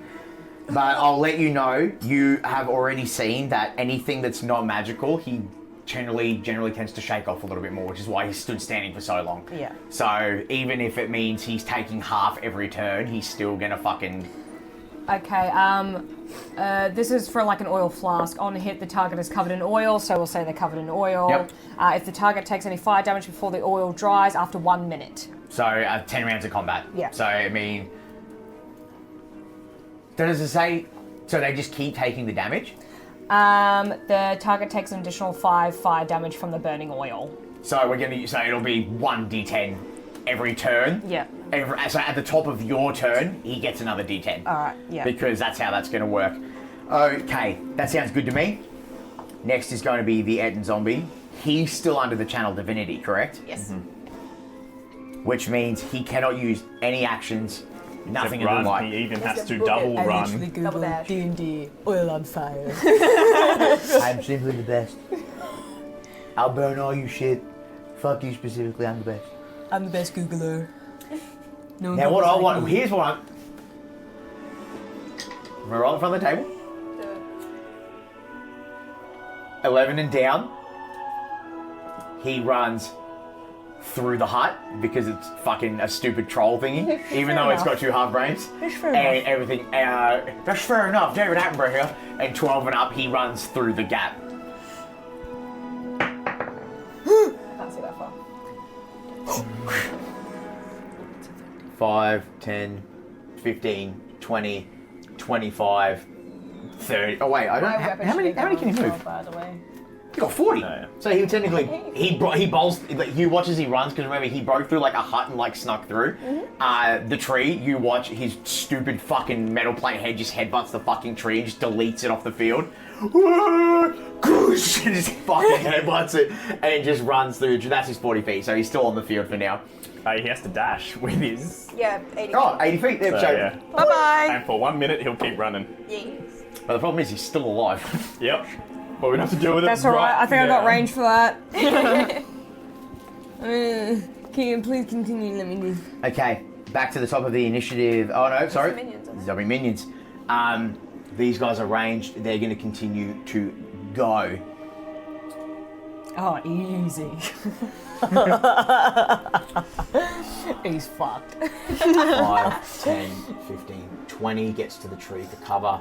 They're going to go 5, 10. He won't move. He's literally in the middle of the fucking field. He's got perfect line of sight. That's going to be 1, 2, 3. I think they'll all go for Zeph because they literally just watched you like burn their boss. Your next bitch. Let's go with the big one. Rawr. Rawr.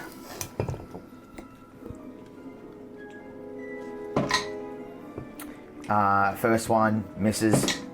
Second one misses. Nat 20 on the third one. Yeah. And that's out of your range for your anti-nat 20 thingy. So that becomes, oh, whoop-de-doo, 2 fucking D4. Wanker. Wait, is it the attacker or the one getting attacked? That The attacker has to be within range, I believe. Because you're stopping them from getting criticals. If you or a creature you can see within 30 feet suffers a critical Yeah. hit, so Is that if an the invasion? yep, so There you go. Now I know I'm just going to exploit that next time. That's 5 piercing damage. Yeah. And same thing, if you regain hit points before the start of the next turn, it's half. Rough. Rough. That is going to go back to the top. 0. Okay. So it was 15 to get to the back of it, wasn't it? From where you were, yeah. Yeah. So I'll use my full 30 feet to just come out, like as far out as I can. I'll just get you there. Yep. I will get right there, actually. I think 5, 10, 15. No. There. Pink. Sure. Okay, we'll go with that. Well, if you want to be in the door frame, you're perfectly No, I don't want to be in the door frame. I want to be as far out as possible. Does that door there work actually? There's door here? Yeah. Yeah, absolutely. Are Can you trying I- to shoot the Etten? Yeah. Dude, you can do 15 and shoot through the fucking hole in the wall and just get him on the I way will out. say There's a hole from right what here. we know still, and you know this from history of our attractions, if you hurt him, he can come back. I don't want him getting away though. Ah! Up to you. Yeah, no, We've got time. He's got your choice, time. but We got time. I told you guys that after we were under the city when we did it Yes. a while ago, so you know that. And me and Cody have decided at one point that when I got to the next level of magic upgrade, which we got in the last one, when I affect them, they have like a purple glow, so you guys can tell that they're affected by mine. I think in that moment, that memory clicks through and it's forcefully pushed down by the Wanderer and he just whispers and he goes, go on, do it, you know you want to. Yeah. You are a bad girl. I'm gonna spend my last grip point. Oh fuck. The house always wins. Okay, so that's 22 to hit. Yep. That's literally double his armor class. His armor class is 11. So you double hit. Right, 16, 24. That's 27 damage. Holy shit, looking fucked up.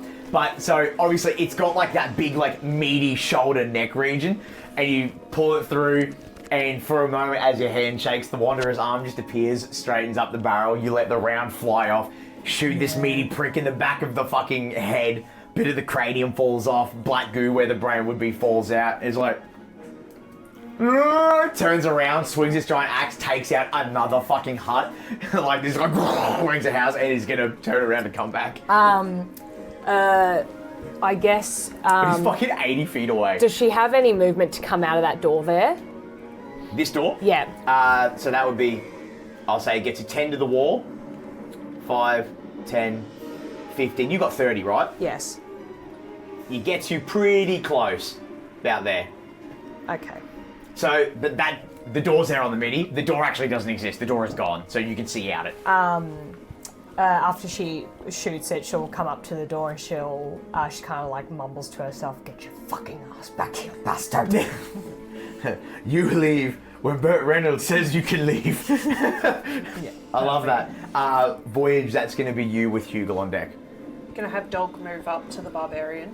Get between the napping Petunia. There? Yep. Yep. And just gonna go for another good old munch. One rogue and 2 pets walk into a barbarian. Oh my god. 1 rogue and 2 pets walk into a bar. Am I considered flanking again? Dog? Yeah. No. No. If I move up 2 more squares this way, am I now flanking? With Pat, yeah. Not Zeph? Yeah. Who's Oh, on Zeph, the sorry, direct wrong diagonal? square. Wrong square. But where I'm looking, they both like almost meet us because they're like bullying this fucking orc barbarian.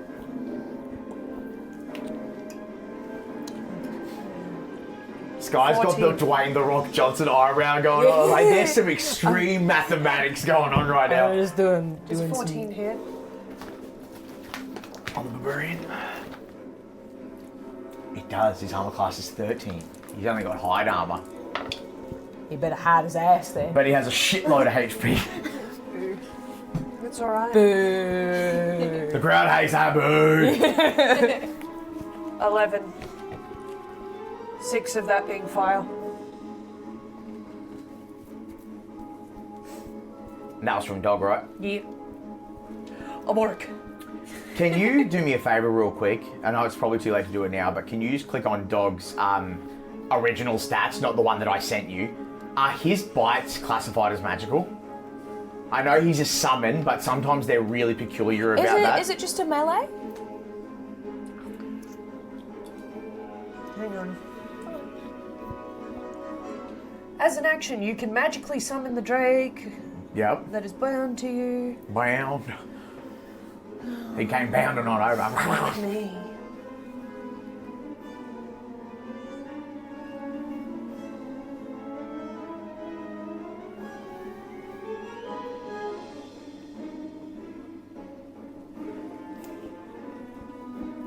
Ow.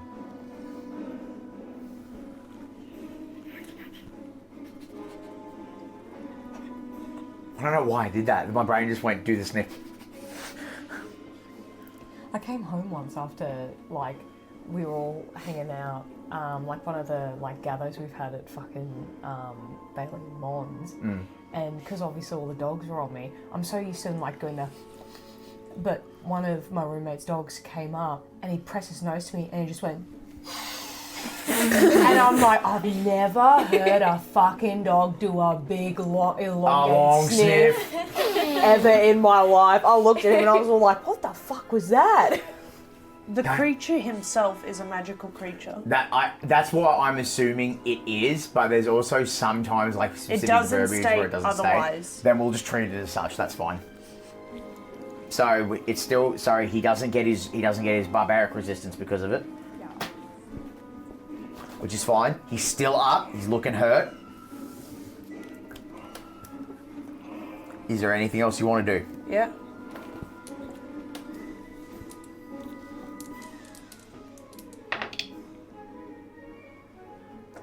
You bumped me. This is all your fault. Oh. I rolled a natural 1 because of you. Don't let him bully you. 23 on the arrow. That'll hit. Oh my god, it's like in real life when Zeph does something and Zero's like, oh, it's alright, and then Zero does something and What? No, I wanted to drop the spell and then cast the other thing, but I got fucking distracted. Don't worry about it. Do you want to drop the thorns? I wanted to drop the thorns and then cast fucking the other spell that does more damage. Bursting arrow? Yeah, that one.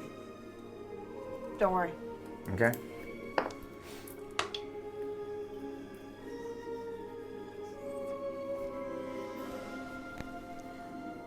$14 damage. Sweet. On the baboon? Yep. Baboon. Baboon. Fucked up, it's still going. Undead Fortitude. Bing, bing, bing, bing, bing. That's all for Voyage. Yep. That's going to be Hugle with Petunia on deck.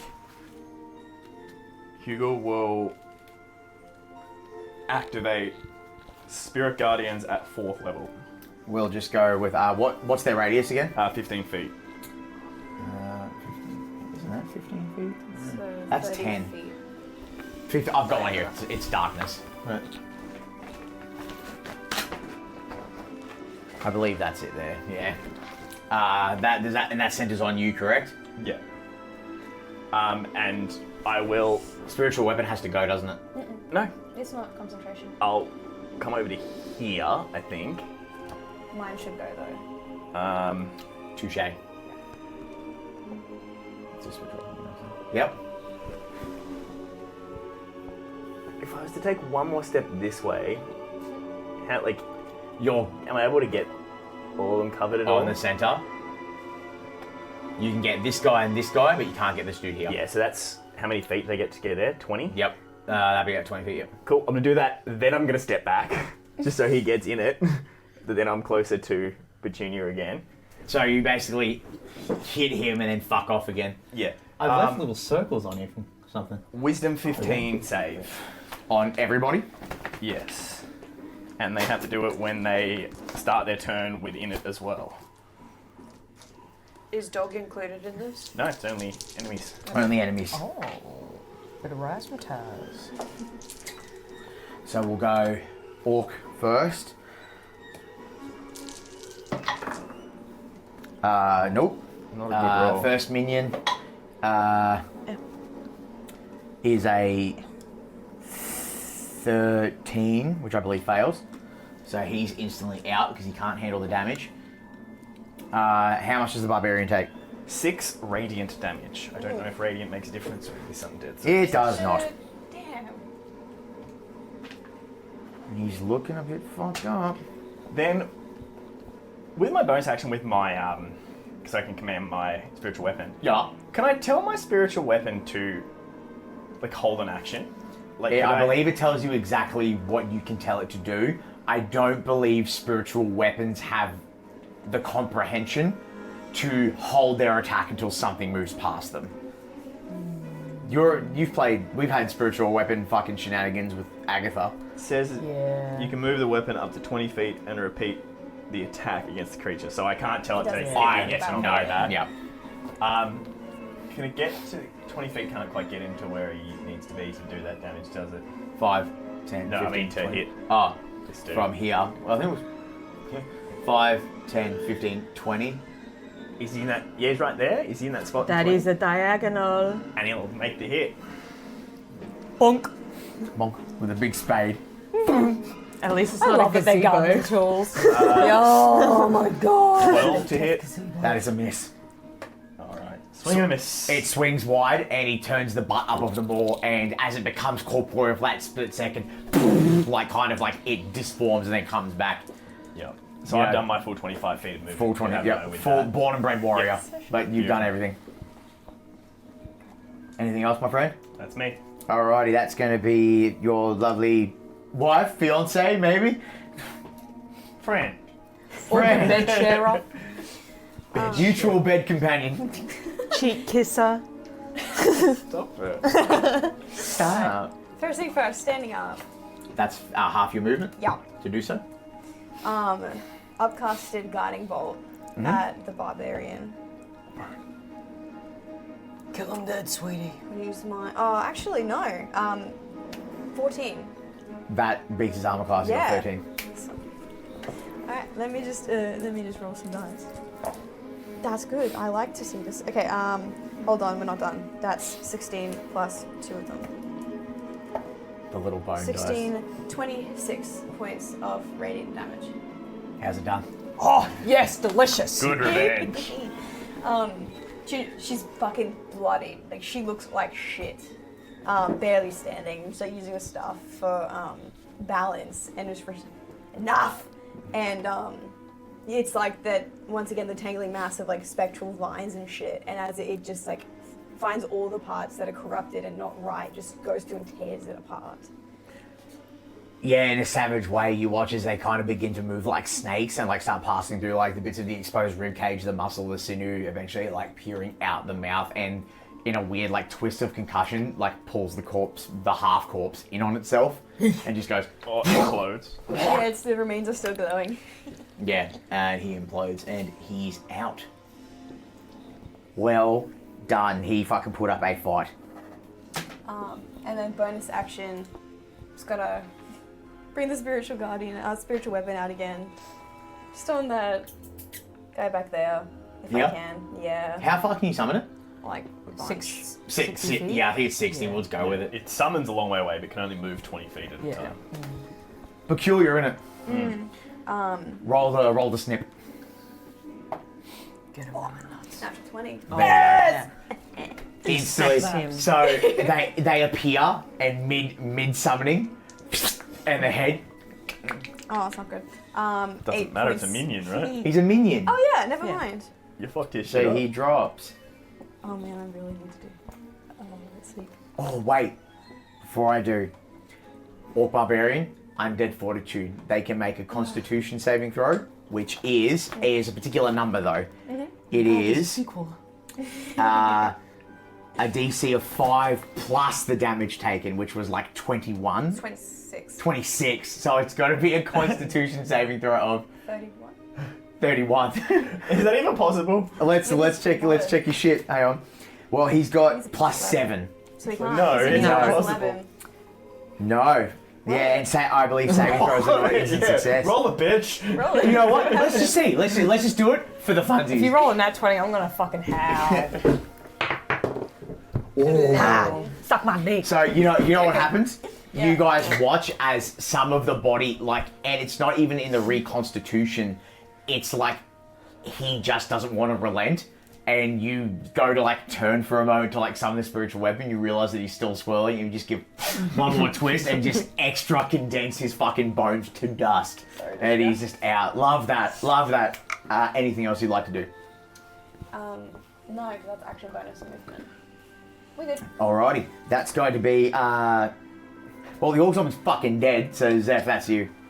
Alright, I'm going to. So the Etten, 80 feet away this way, and then this dude. I'm going to inch closer to the spikies, and I'm going to. You dropped this, didn't you? No. No. So Zeph wouldn't be able to see it, right? Because they were outside the circle. Can your friendly see it? When it casts, when it was If cast. you can see the area when it's cast. Yeah, You and don't- because I was standing Oh, there. because like trap shit. Yeah. Cool, ignore me. Um, I was like, whoa! Almost got me there, fucker. Zeph like slicks it. Speed racer. and I am going to. Hang on, gorgeous. I haven't seen Slim Run in a while. Play that back again for me. I am very lobo. Le double le bon. You can call me the bandit. You can call me the gun. Would you allow, like, for the 2 weapon fighting to be like 2 thrown daggers? Alright. Just wanted to clarify with that one. So But obviously only the main action attack can do like the sneak stuff, and the offhand's just a normal go. Yeah. But he's like in the middle, there's not really a lot you can do. Because with that anyway, even if I did that, it is a bonus action for me, so I can't do the sneak. Yep. Unless, like, you know, take my action to hide or something You can like actually that. set a dagger as your offhand weapon, and in the areas it'll show you like exactly what it would do. Like D&D Beyond has a second-hand weapon kind of thing. By so this point, because it's a minion, you've just got to roll to see if you hit. Yeah. So I'll roll the first one and see what happens. If I don't sure. hit, then I'll roll for Yeah, another for sure. one. Does a 17 hit? I was going to ask, does it have 2 numbers? Then yes. Yeah. Oh, because wow. they're zombies, they have an AC of 8. So I will throw that dagger and bonk. Oh, yeah, you hit it in its forehead, and the head like snaps off and rolls away, and the body just deconstitutes into like the grass, just falls apart. And so that was only 5 feet. So can I move the rest of my 25 feet to be within that building, and then I want a bonus action hide. 10, 15, 20, 25 will get you in the door. Roll stealth. Yeah. Oh, I wonder if you'll pass it. Oh no, 17 plus 9. It's like you got 2 heads, you dumb as fuck. Absolutely. Anything else you want to do? And then for Pat, what I'm going to do is I'm going to basically command him to move, basically ready to be like somewhat face on-ish with the 2-headed dude. 30 feet? Surely. At this point as well, you Surely. can see like spectral purple serious. crows No, I'm flying sure. around me in that 30 foot. 40 feet. Hell yeah. Yep, there he is. Yeah, and so he's going to be there and hold his action. Absolutely. Did you want Dog to move at all on that turn? Because he was kind of just there. Oh, he wasn't dead yet. True. Okay, fair enough. Okay, next is the Etten zombie. By that point, he had done 80, and 80's going to bring him back up here. So he is going to power rush straight for Pat. And then, and by this time, because he has, what's Homer saying in that Simpsons Treehouse of Horror episode? Well, I am missing the back of my head, so maybe you can cut me some slack. And he's going to try and wail on the fucking owlbear. And he's not going to try and look for 2 people that disappeared that blew the back of his fucking head off. He's just going to swing on the fucking burr. That's going to be... Holy shit, I can't fucking do numbers today. 22 on the first hit. Yeah. Nat 20 on the second hit. Yeah. Nat 20 on the third. I shit you not. Fuck. I shit you not. Goodbye, my pet. Okay, hold on. We're going to do the normal one first. Surely. We're going to do the normal one first. Am I within 30 feet of Pat? No, dude. No. 5, 10, 15, 20, 25, 30. Well, that's... It's outside the range, though. Is it? You've got to be within 30 feet. He's outside the 30 feet. Yeah, but that's not 30 feet Radius. movement. He's right on the... Fuck. Look, I let you fucking get away with a lot, but I'm not going to let you take this away. No. Damn it. I let you guys get away with a lot, and I know what you're trying to do, but look, you can I know what you mean. You can revivify the owlbear, if that's what you want. We've only stopped one of them at least. I know. But So- I want both, he says. I do want both. For once in my miserable existence. Kill my 5, 6, 7, 8 points on the first one.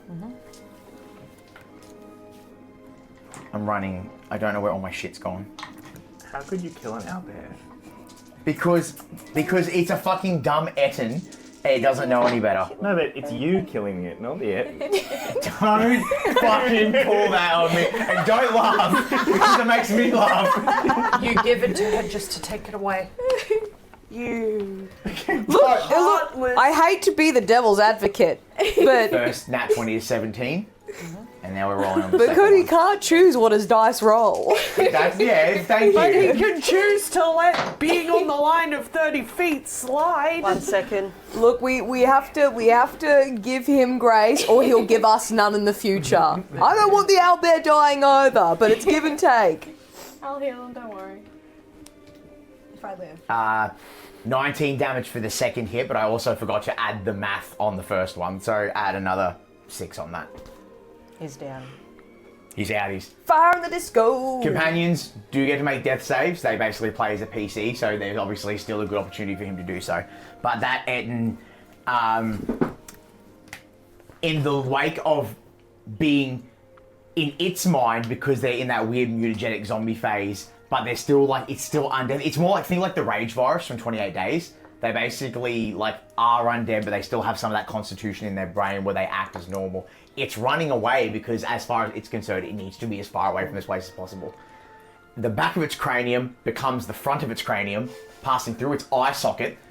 It turns around in a running wail, and then kind of leaps up like Godric the Grafted from Elden Ring and just proceeds to hammer down 3 strikes on Would you little give medium it to me owlbear. because I did hold his action to go down fighting? Sure. Give me one. Alright, Give me so one. I am going Because to. Yeah, like they kind of like meet in the middle. I just... I like a slow-mo as they're about to connect. Like a Michael Bay fucking trailer. Hell yeah. I wasn't keeping track of his ferocity either. Let's just roll 2d4 and Yeah. add 2. It's like Godzilla versus King Kong.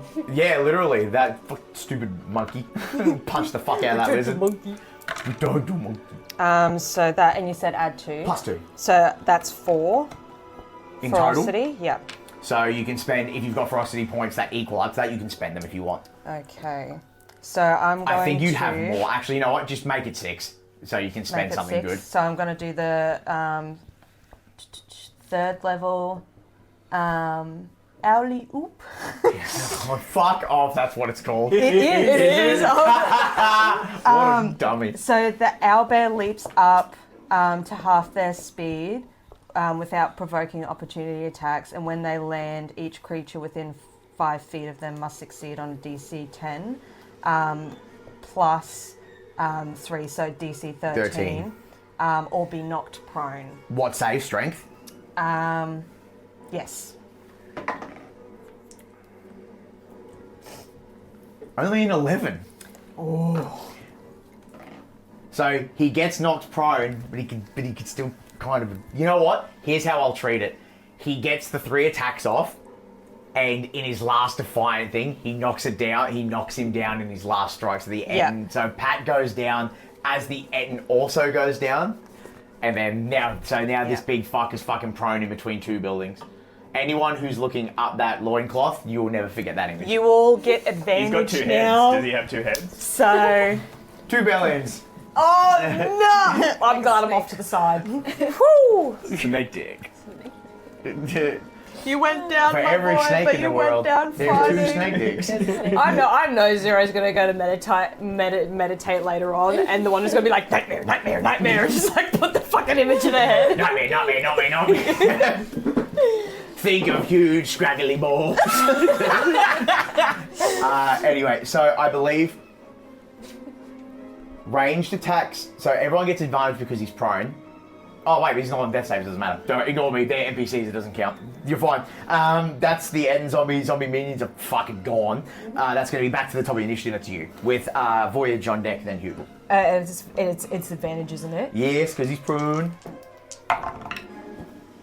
Do ranged attacks get the advantage if they're prone as long as they're away from them? Is that Disadvantage, isn't it, for ranged? Isn't ranged with prone one of those?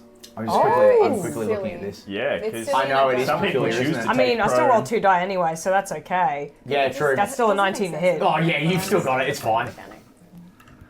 No, I'm pretty sure, yeah, ranged attacks. It's something to do with like the fact that they can disadvantage roll out of the way or some Which is bullshit. silly. Or they're a small target on the ground or something, maybe. He's fucking huge. Yeah, I was gonna say, in certain circumstances, you'd probably logically waive it. Imagine attacking like A giant. a ginormous That's 15. creature. Wow. Or a gargantuan creature, but it goes prone. So- and He's you've got looking disadvantage fucked up. to hit. For That's what I mean, prone, like, there's Yeah. the logic creature has where you can disadvantage kinda on say- attack rolls. An attack against the creature has advantage if the attacker is within 5 feet of the creature. So only melee attacks. Yeah. Because ranged attacks at point blank are a disadvantage. yeah, otherwise so attack rolls. it is Makes sense, melee because a only. ranged shot Yep, would be no, the that's same. totally fine. But it doesn't matter. You You do know. fucking considerable damage anyway, so it doesn't even fucking matter. That's my turn. I think you peek out. The barrel comes resting on the door, on like this busted bit of door frame. It shoots. More of the fucking house infrastructure just blows off, and you shoot through its knees and just dislodge that kneecap. Like it's all fucked up. Nice. Very fucking like fucking really bad Slinky style. Yeah, she definitely like yells at. She's like, "Fucking finish it!" Voyage, that's you. I'm gonna step around the corner. Peekaboo! Surprise, motherfucker. Go on. Some fries, motherfucker. Disguise, motherfucker. I'm gonna All drop right, that. Yep. Cast. Halitha. Yep, that one. Halitha. I just realised what you were saying then. Halitha. Halitha. Halitha. Call dog over to me. 5, 10, 15, 20. Yep. Yep. And I have disadvantage to shoot. No, I don't think you have disadvantage. It's just only the melee attacks get advantage, I think. Is that what No, we're it is Oh, disadvantage. it is disadvantage. Yes. Sorry. Oh, yeah, it is disadvantage because you're ranged. Cool. For some reason I heard it, I was like, oh, it's just only if you're right up against them. Apologies, I makes thought sense, prone though, was like- cooler than that. I didn't know Prone was chill like that. Yeah. Damn, man, I didn't know you were cool like that. Hey, look, I downed a player for the first time in maybe like fucking forever. Does a 12 hit? Oh, yeah. Does it? Oh, I can't remember if He he's... said 11. I can't remember who's who now. Hang on.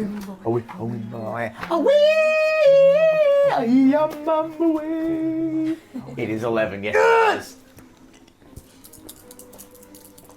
Go on, shoot him in his nethers. You know you want to. Not yet. Shish kebab does I have a balls. plan. Pin them together. Make it a coin purse.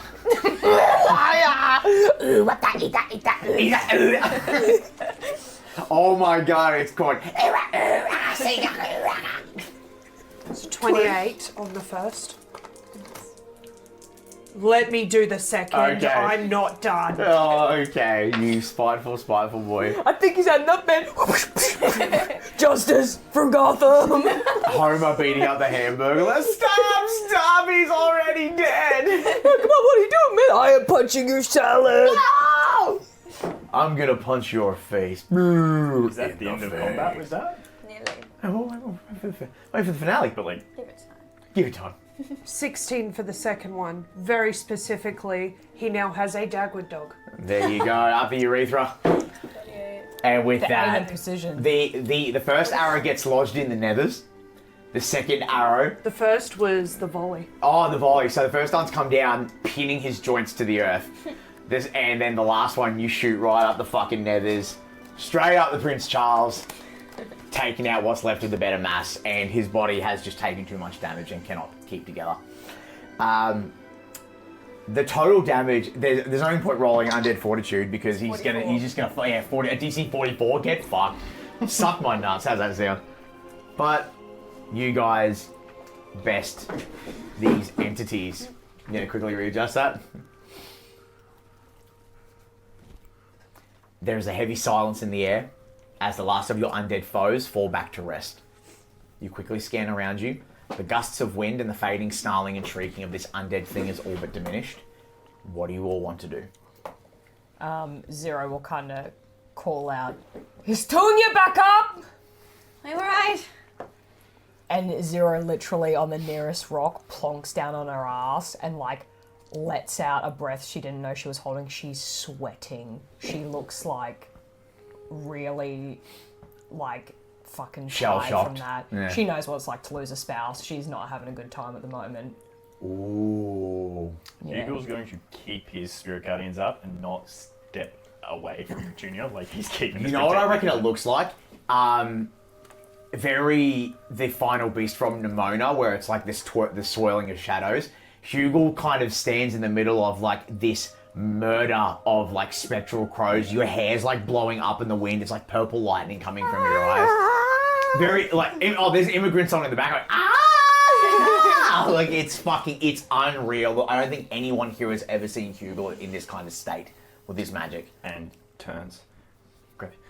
Are you alright? And another cure wounds on you. One thing, she was on 5 hit points just then, so she looks like shit. So, well, that's a much better one. 17 plus 4. 21 points. 21 points, thank you. While this is happening, there's just I can't really step into this swirling shadow of stuff. You can, I but don't want to hurt you. I know, but he doesn't know that. He's a few fries short of a Happy Meal, please do not forget. But you just see this and hear it, the quick footsteps across, and he leans into the doorway of the abandoned building. I need to move the comments over. Yeah. Yeah, where Zero is, yeah. And he just looks in, and it's like that puffed out, mid-combat, just come to an end. I see you. You're not dead. Val can't kill me.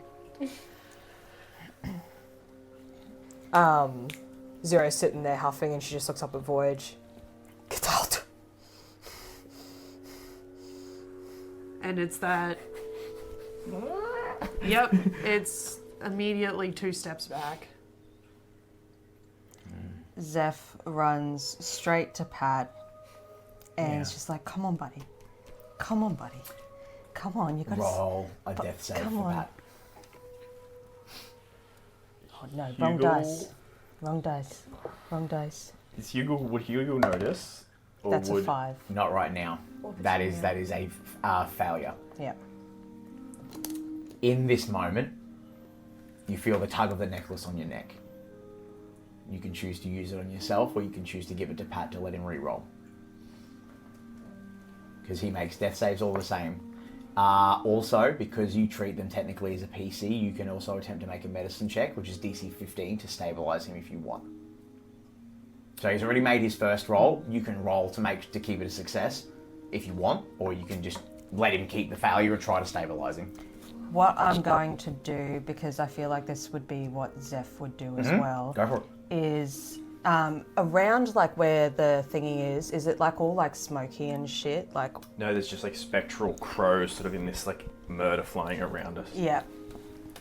A murder. What Zeph murder? is just going to like walk through that and just grab you on the shoulders and just, Hugle, please help me.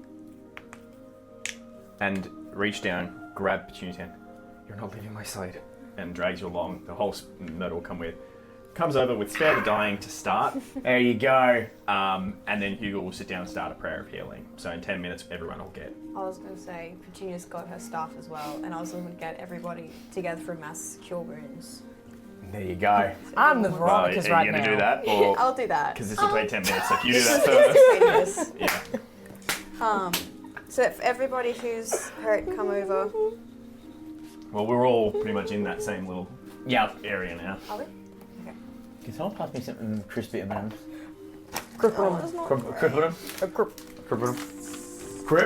cut. It blew! It blew! Oh yeah, Becky will give me the blue. 9 plus 12. 13 points of healing for everyone, including Pat. There you go. Is it? Pat begins to roll and rolls his tubby little belly back onto his feet.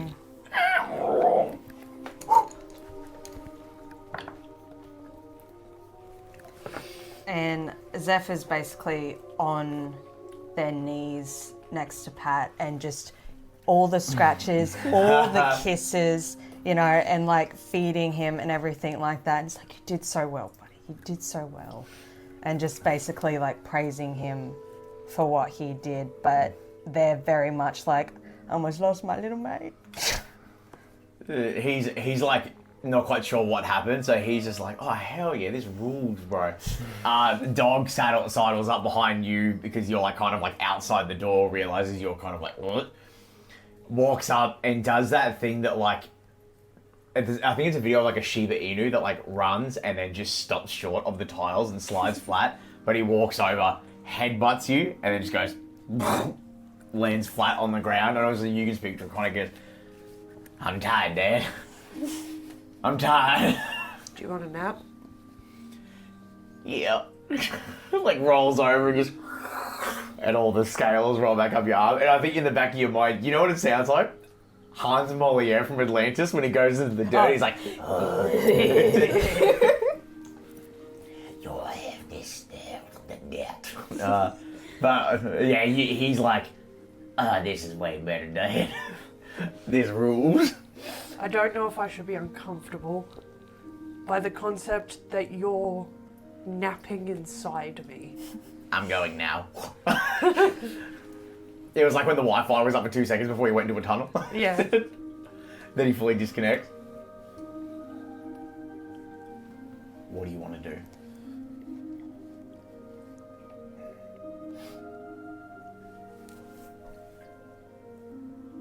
There's just a...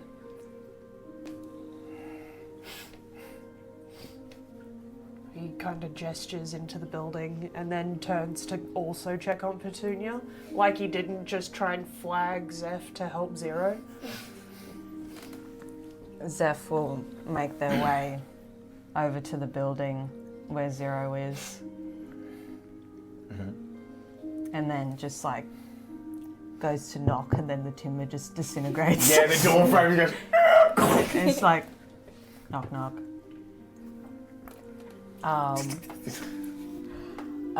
Zero's like sitting on whatever there is, and she's kind of got her back facing to the door, and she's like really hunched over in her shawl, and she's got the White Widow like sitting across her legs as she sits there, and she's very silently having a panic attack right now. Really? Yeah. Can you roll a Constitution saving throw for me, please? We're going to set it at this point. It's your first one. We'll go DC 15 because I know you're pushing con saves. 19. The rapid breathing's there and the shortness of breath, but you haven't gone to a full blown convulsion. Yeah. So you're kind of keeping it together. It wasn't Petunia going down that set it off. It was seeing how Hugle reacted to it. It dragged something up that's like been very deep for a long time, and she's trying to quickly shove it back down, and like that's Would for it a later be time. like noticeable enough for Zeph? It's. I think she's got like a good wrap on it, but I think it'd be pretty obvious that like she's going through something. You can definitely see the heavy breathing, like the like the convulsion kind of breathing. Zeph knows panic attacks. Zeph's had panic attacks when they were younger, and they're just going to slowly move towards you and kneel down in front of you and gently take the White Widow and place it next to you and replace your hands with theirs. And they're just going to start doing like deep breath type things and just breathe.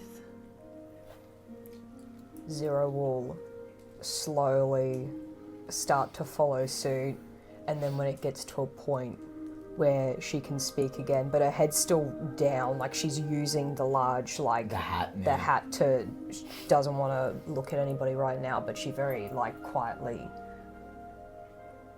they're both okay. They're okay. She needs to go home. I think she's just as stubborn as you and will refuse.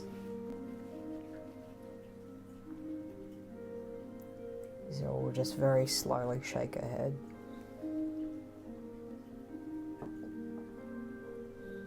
And then when she feels ready enough, she will give your hands like a light little squeeze and then stand up and take the gun and get ready to go back outside. What's happening with you two? You specifically. Petunia's fighting back tears. I'd say Hugo, as soon as the healing happened, has just gone back to you and he's like getting any blood or dirt off you and just trying to clean you up and like grabbing, holding you so close to him. You're right. That's. Are you okay? I'm fine. I'm fine. I'm fine. Fine. It's a bit fucking different out of the village, isn't it? He's gone.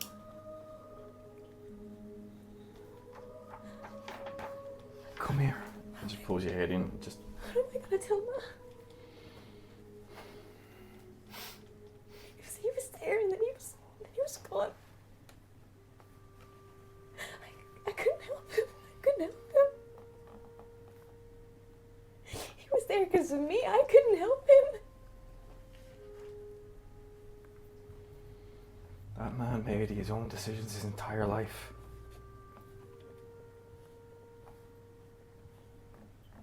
He regained what honor he could by at least his final bad choice being something to protect you. He That's the first time I ever respected that man.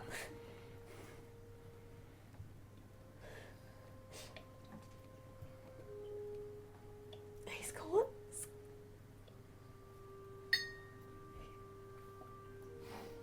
And just squeezes.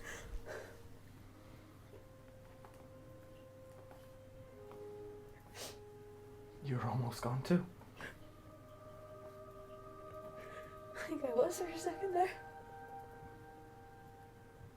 I wasn't gonna let that happen. Thank you.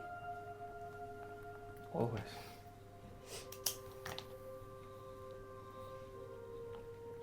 I just got you back.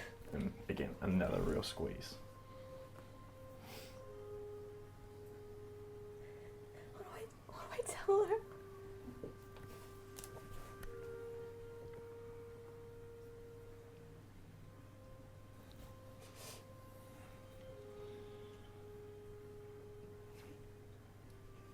He died trying to protect you.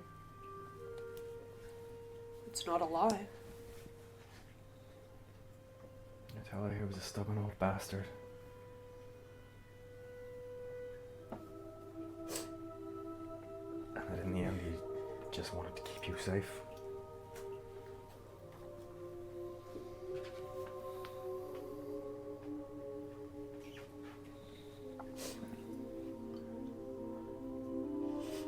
He shouldn't have been out here.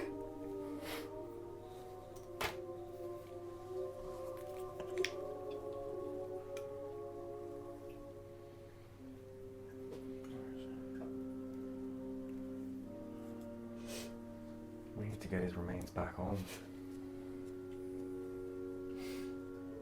He might not have respected the garden, but he's got a place there. He's out in the He's out in the trees. We have to. He's out. We're gonna find him. On that comment, Voyage specifically, can you please make a perception check for me with advantage? Because you're the one that's kind of away from this right now. 32 with a natural 20. I think what aids you specifically in this moment, even amongst their chittering, is the lack of wildlife. Makes it silent. And you guys can all hear the conversation where it's like, we need to get his remains, we need to take them back home, we need to find it. And you're kind of just there like, oh, Henry, and just ever so faintly in the immediate area you can hear like dripping, but it's like loud, it's loud dripping, and it's like in the it's in the direction where the dragon went, like that way, and you do with that what you will. Off I go. Okay. I'm not doing anything productive here. You own in. We'll follow this. You own in your senses and attempts to determine, like, the flight path, and you're like, okay, it should be this way. You go. You're scanning surroundings. You're beginning to hear this like semi rhythmic dripping, and it's heavy. There's some weight to it. You begin to move closer to the source of the sound, and as you leave the remains of the village behind you, as you go deeper into the woods towards the mountain, you happen across a puddle of some sort of like liquid, like water. Only it's, as you get closer, you realize it's not water, but it's blood. Large rivulets, like of this grotesque liquid, are beginning to run down the like 9 visible channels in the soil. You know, where like liquid begins to follow the path of least resistance. It starts fanning out. It's this thick and acrid smelling like life force falling, not in the soft splashes that you would hear like in like raindrops, but in like just as you get closer. And it's definitely blood, but it's like, it's tainted, it's mutated, it's something else entirely. There's like thick, like coagulated, like black bits in it, like just weird bits of muscle and mucus and sinew. And you look up, following the rivulets, and you crane your neck upwards to the tree line, and you can see there's something lodged in the upper branches. At this point, you can determine it's probably not the body. He was dropped out way fucking further, but there's something in there, and that's where the rivulets are coming from. What do you want to do? Climb the tree. You just want to climb it instead of trying to shoot it down? Both options. Climbing means you've got to like make some sort of check to not fall. Unless no, he's napping. No, I did send him off to nap. Fuck it, I'll shoot it down. Cool. Roll for it. Super low. 15. Sweet. You go, I can make that work. Lean back. And obviously it sails a good amount up. Canopy wobbles. This thing dislodges. And then just like it hits the ground with this thick and meaty fucking like someone slapping a wet like piece of steak on a fucking butcher table. It's a large chunk of meat. Its pores and arteries are filled with like this same coagulating like blood. The inner meat is not like the lively red and pink it should be, but instead it's filled with like black spots and spiderwebbing points of infection and rot. The opposing side still has the rotting and decomposing scales of this once great beast, and that you notice that within seconds of touching the soil and landing, the muscles twitch and shudder as from the arteries in the meat, like locust-like lava, begin crawling out of like the gaping wounds of this muscle and like some of the gored arteries. And you, let's call it what it is, you almost fucking spew up in your mouth. Like it's you've seen like killing animals and shit, but this shit's buck wild. And he's like, cool. But as you look around, it's like you look down, you look at the blood pool and you survey around, you start noticing every couple of like 80 feet, 90 feet, there's blood trails that seem to follow the path. This thing was like bleeding as it was flying. I have a question. Yeah. My first question is, what color are the scales? At this point, because they're all like fucked up and rotted, it's like blacky, purple, gross, like fucked up. Even if I try and peel them apart so I can see what it would look like beneath? You can make a medicine check, an attempt, to see if you can determine what's rot and what's not. Dirty 20. I rhymed, and yes, with a dirty 20. So you get in with you got that whittling knife, and your tail whips it around and you grab it, and against all better options, you begin to and peel back to try and get under, like, there's like coagulated like mucus between the scales, and it's like fucking hard, it's disgusting. And you peel it back, and you dig for about 2 minutes and pull out the only good one you can find, and it's black. It is a black scale. My second question. I want to attempt to cast a spell on this section of meat. Okay. Because from the looks of it, it is part of a creature. If I cast Hunter's Mark on it, can I track it? And it has to be the living creature, not a piece of the meat, sorry. I'll let you guys do some funky shit, but that's not But it was technically alive. It's not even that, it's just a hunk of meat. It's not attached to the full body. Fuck.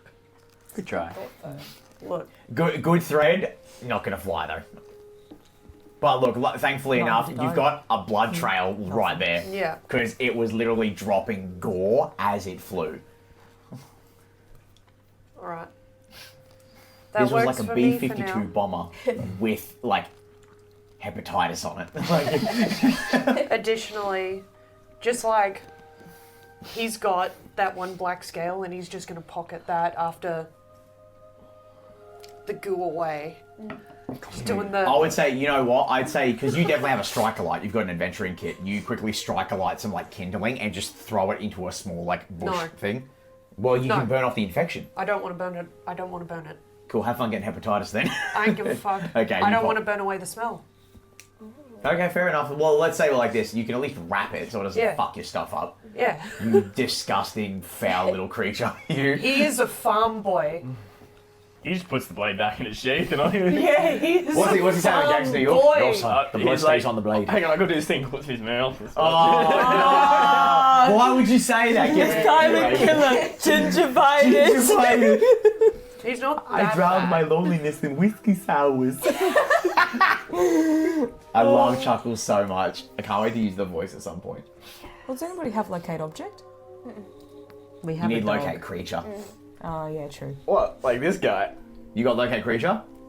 There I you know we're go. hunting a creature today.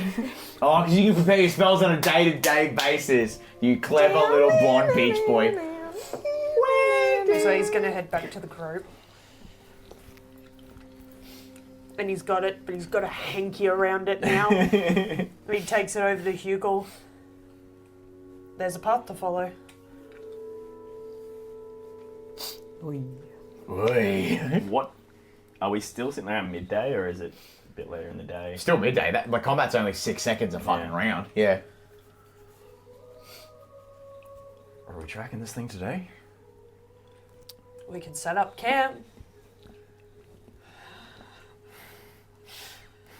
Or we can come back tomorrow. But if we're tracking it today, I believe we've got something that needs to be returned home to pick up along the way. So we saw the body get dropped and then Dragon keep going towards the mountain. You were saying? The shadow of like that mountain range, Yeah. Granted, with that bit, like I believe the verbiage was it was like 1,000 feet away. Yeah. This thing was like a couple of yards, so you'd be walking for like maybe I don't know what that would translate over. 1,000 feet. 1,000 feet, like is, 40 minutes, alright. what, about 3 feet per meter. So 400 Come on, meters, scientist. 400 meters, I'm googling 500 meters. conversion. I don't know this shit. Yeah. I think it is. I think it's within the hundreds of meters. So I you, feel like it's like 300 meters. yeah, or something. you Yeah. could. I think within 300 meters. 304.8. There you go. I think you guys could easily jot that little bit further past where Voyage found the sample, recover him, and then trek back. And because you guys have already made the trail, it would be the same thing. It'd be a 3-hour jaunt back. You guys literally would be back before the sun went down. How far away was it? Sorry? How far away was it? It was a When he day's dropped, travel. it was a day, but these We two found, cheated it like, because they back- found all the shortcuts. Shortcuts, so it was Oh, only sorry, like 3.5 never mind. I hours. got things muddled. Then yeah, I think that would be the plan. I think we'll go and recover the body, get that home. Oh, Stop boy. for the night.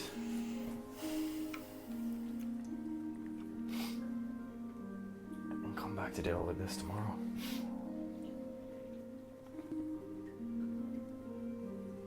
We can't just leave him out here. Additionally, I'd like to approach the barbarian Uh-huh. and collect his weapon. Oh, this giant fucking skull maw? Yeah, dude. It's heavy as fuck, though. Gets Not back for to me. I'm a man. If you don't- No. Yeah, I know, but like it's heavy as fuck. Like that's what I'm saying. It's just a struggle to lift it. But you can give it a fucking whirl. Yeah. Yeah, so we head. Well, I guess the three of us are outside. That the plan? Sounds like a plan. Make our way over to the building, poke our head in. What's going on with you guys? Oh, I feel like by that time we would have Yeah, already we've been come out. out, Yeah. Yeah, you guys would have caught all that. Yeah.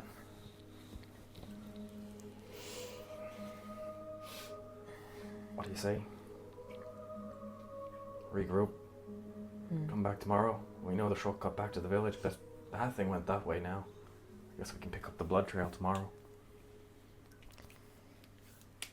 Are we going to do a retrieval today? We'll go retrieve the body. Okay. He deserves rest. Everyone does.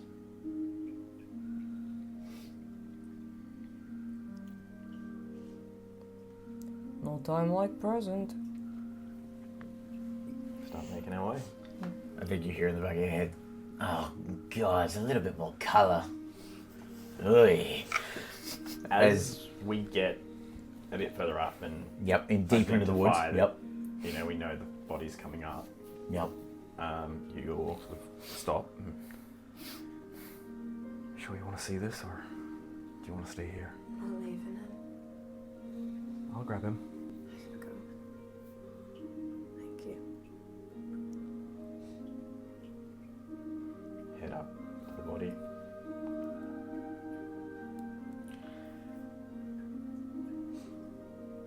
The real saving grace for determining the real distance is Voyage's survival skills, being able to determine distance as well as he can. You move up, and due to the fact that so much of the landscape around where this thing lives is, and where this thing has been, is corroded and destroyed, it becomes quite obvious within a couple of minutes of being very close to where you believe Oak Branch's body to be, is because the canopy of the trees have a very clear cut from where all the branches had broke on the way down. Maybe about 8 or 9 heavy branches on the way down. This body had hit and collected. Voyage leading the pack, because you are the wilderness expert, you see it first. You have an opportunity, if you wish, to try and dissuade certain individuals from seeing it, but I leave that in your hands. Would you do that? Because already at this distance, it's not a good sight. Before I make that call, I need to know the body is definitely there. It's not gotten up and walked away already. No, it's still there. Okay.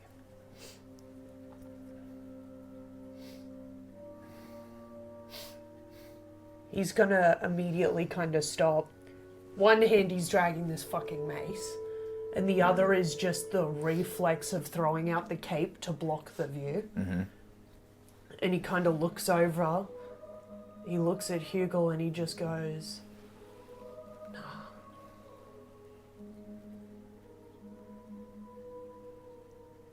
I'll step in front of Petunia and, like earlier, grab her head, just look at her in the eye.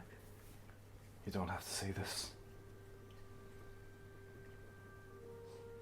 Oh, he was out there before me. I need to get him home. We're getting him home. I need to get But you him don't home. need to see this. Thunk. And we'll almost put his hand on his shoulder and force you down to sit for a minute. The cape comes off while this is happening. And yeah, he's going to stay there and just looking you in the eyes, down in the knees, while that's being done. Zeph will come up next to Voyage and just go, you wrap, I'll carry. Okay. And it's a very meticulous and slowly done process with the same amount of respect as that couple from way back when with their child in that old man's house. Oh, yeah. It's that same meticulous calm and setting every limb in what should be the natural place before wrapping. I'm glad that that's the verbiage you used, because I'm going to be 100% real with you. You can't do that. The state of this man's body is a complete mockery of what he was in life. The impact and the damage he sustained on the way down. He'd be fucking is, munted.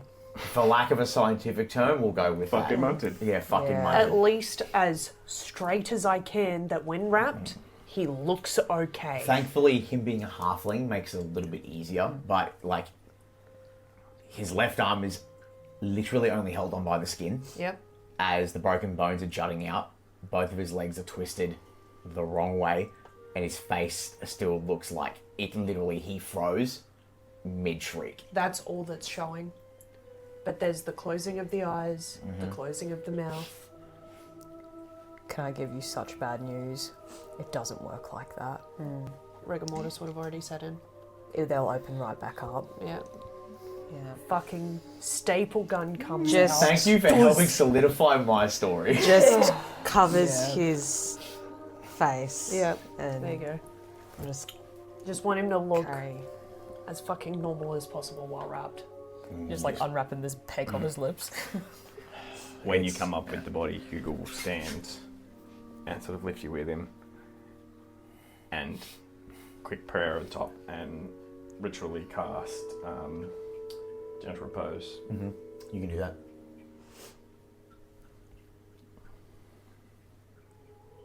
She just kind of breaks a little bit when she sees him, or doesn't see him really, and sort of walks over, and if he has like any hand exposed, she tries to take his hand a little bit.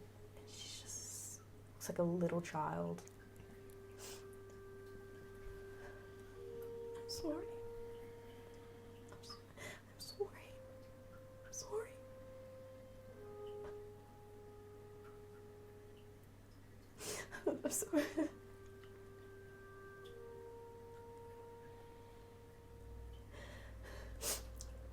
And she tries to say something and she just breaks down again.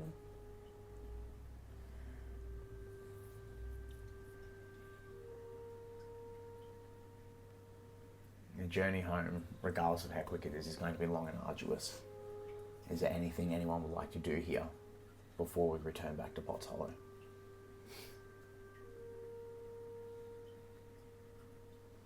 On our way back through the village, Which you can, yeah. on the barbarian, is there any jewelry, totems? I had a photo of him. There you go. That's why I'm bringing the mace back. Oh, okay, Yeah. you've already gotten something. Yeah. Yeah, That's like why the I'm mace pulling would do. back The mace is around. probably the most identifying feature, let's be real. Okay, because cool. he's just wearing hide armor and Yeah. stuff. Well, on the way past there, at least, then Hugle will cast a another gentle repose on that body and Druidcraft. Not the rest yet. Not the time for that. When you go to do the first Druidcraft, you watch again, because whenever you do Druidcraft for this, it's always that little bit of extra boost of magic. When you do it for this one, the vines actually struggle. They struggle to come out of the ground, and they come out rotted and decayed. So as they fall apart, others will come to take their place, and it's a very slow and arduous process, and it just doesn't take. As soon as the it same starts way. to fail, Yeah. Hugle's going to stop. Yeah.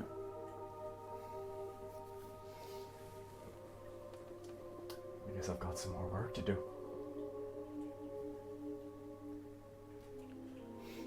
And walk away.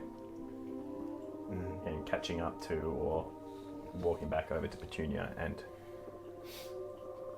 just taking her hand and helping her however he can. Just be supportive. Seeing that Hugle's little thingy didn't work, there's just like a... And there's just a bit of a black shawl that she just puts over his face. Over the orc? Yeah. Yeah, okay.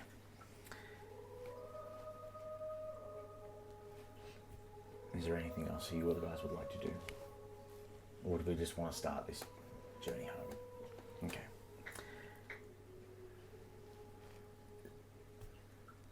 As heavy as it is, there's almost a sense of relief when into like the tail end of the third hour, you begin to hear the chittering and vibrancy of the forest come back. Because you guys have a shortcut, so you cut that travel time like clean in half.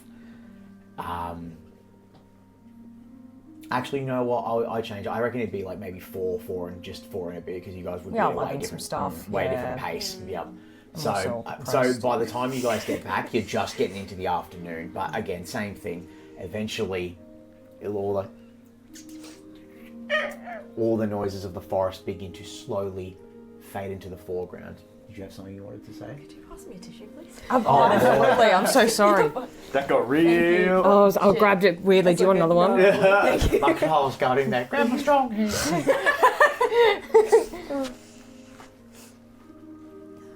When Potts Hollow comes into view,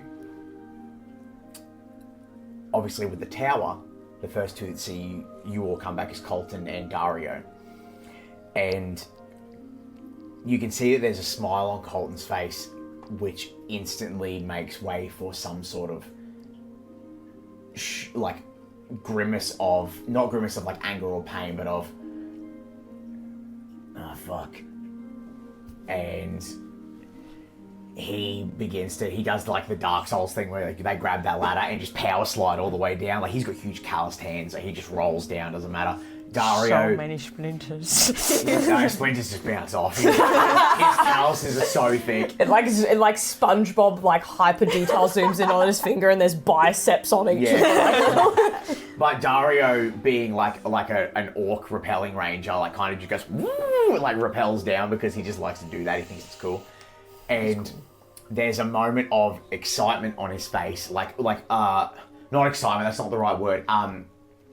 Relief, because he sees the mace, and he instantly is going to go, they only would have got that if they won. They put him to rest, but then sees the state of the grid here and collected, and he's just like, Who's holding the shrouded body? Me. Yes. Zeph. Like, Dario begins, like, rubbing his hand through, like, his braided hair, like... And Colton will... Because Colton's fucking huge. He's a Fearbog. He's, like, 7.5 feet tall. Kneels down to you two, because obviously you two are together. And looks at Zeph, who's still walking with Oak's body. And he goes... I fucking told him not to go out there. He don't listen to me. Didn't listen to anybody, did he? Fuck yeah.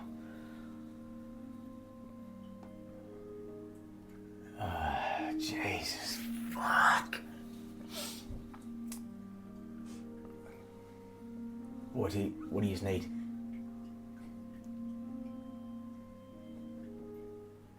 I don't know. I don't know. Can you take him to the garden? Hey, yeah, I can do that. And can you fetch Petunia's mother? We'll take him to the garden. If you could let her know. Just tell her to meet us there. Hey, I can do that. Yeah. Hey. Thank you. You got this? And he like looks at Dario and goes, hey, I got this. And Dario, you hear him calling, he's like, hey, do show we got. And calls over like two of the younger rangers to take post on the tower, and he runs into the tented village to obviously go alert Dushka of your return. As you guys continue. Now, I'd say as we walk through the village, I'm going to add a little bit of lore here. Add some colour, yeah. We've done funeral processions so many times in Potts Hollow. It's part of what you guys have been there for like ages, man. Hugle is proficient in and has bird pipes. He's going to pull them out and start playing what would be a song that is a song of mourning and funeral procession as they go through the village. Yeah, for sure. That actually can happen. Sort of to let people know that there's a body being brought through, and it comes from so far left field that when people hear the tune, you can hear the record stop in every home that you pass.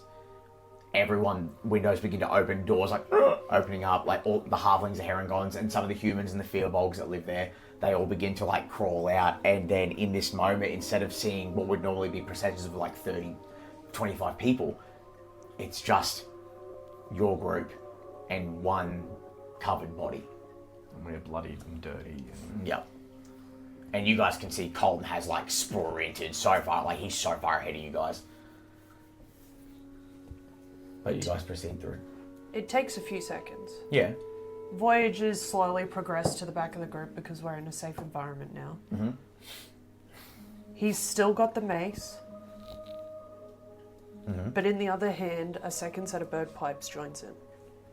Oh, you have bird pipes, do you? Takes up the same tune. You can do that. After a couple of rounds, just so he knows and follows. Yeah, you can do that, for sure. A bit more flair for the town I'm going to build in here. Mm-hmm. I'd say any other Lotus Den halflings in the town come out and start druid crafting a row of flowers as they're walking through. Oh yeah, for sure, absolutely. That just seems right to me. It's like paying their respects. The procession starts with you, then it becomes 15, then it becomes 30, becomes 40, becomes 60. And eventually at some point, I believe we've discussed it's anywhere between 450 and 500 people in Potts Hollow at one time, until everyone is following. It's just how it happens. It's just how it goes. You know, there are some elderly that pass away in their homes and the families don't tell people. They just do it and it just becomes a thing. It's regular. And obviously, because you guys have to divert past the branch home and Petunia's home to get into the garden, it's around that time where the procession, because it's you guys leading it, it's like 400 village folk behind you with a million flowers flying up the walkway. It's at that point the door of Rose and Oak's home opens, and she stands in the doorway with Colton behind her with his big hands on her shoulders. And as much as you don't want to, just wails of pain just rupture your ears, and you can't tune it out no matter how hard you try. She just wails and screams and sobs at the top of the hill. She doesn't even make it out of the house. She can't.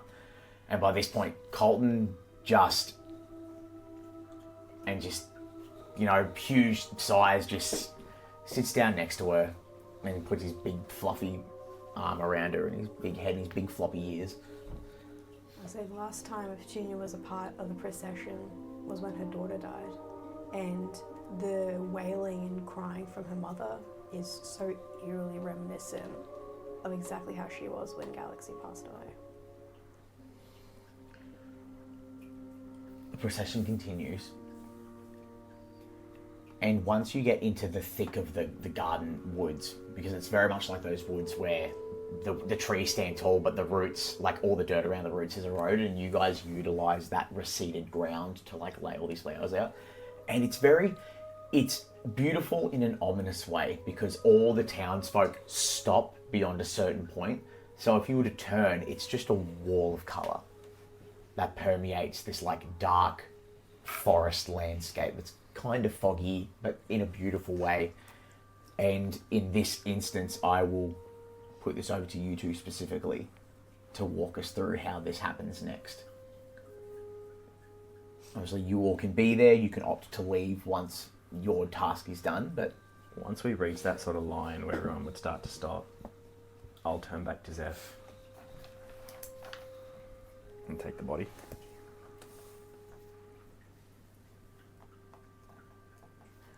I don't know where to put him.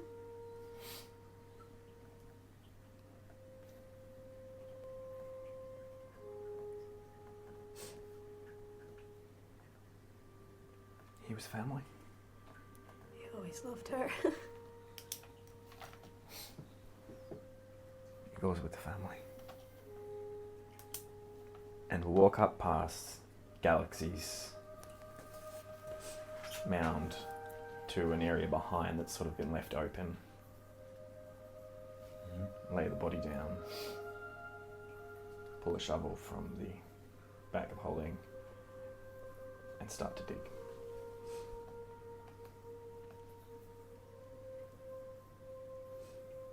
Petunia's helping you dig. We dig the small grave.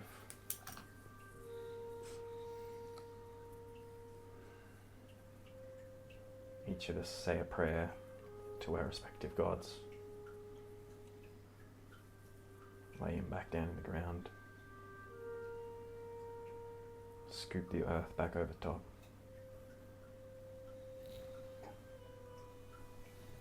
On our knees, hands in the soil. Flowers and vines start overtaking, tightening the soil in. As a collection of roses, Galaxy Petunias and other Petunia types start to take over.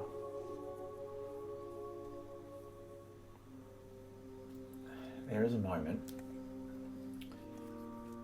where everyone watches on. I'm going to say you two are there, the rest of our party maybe like 15, 20 feet away, and then the rest of the village are about 30, 40 feet away.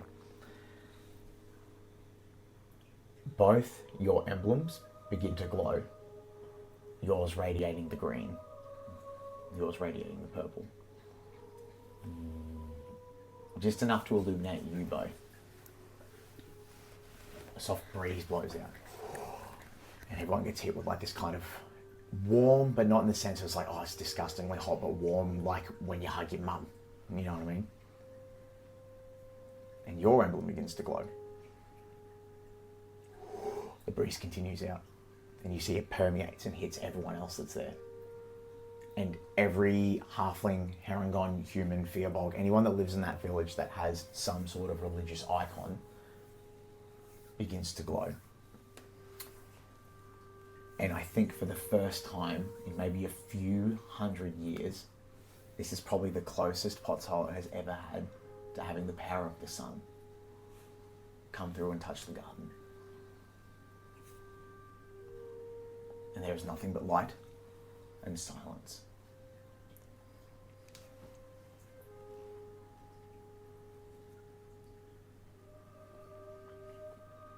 While still on your knees, as the growth starts to take over, Hugle will just reach out one hand and grip yours.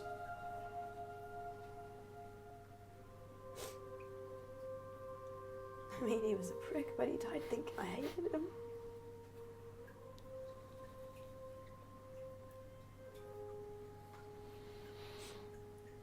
He wouldn't have come out there if you thought you hated him.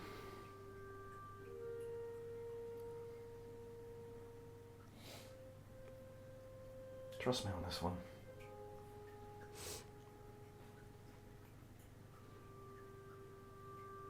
Maybe talk to Zero about that.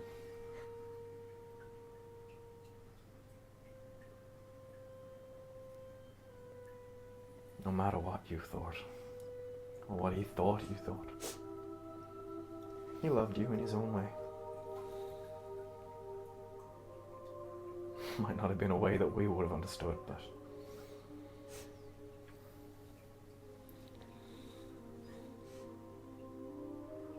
his own way nonetheless.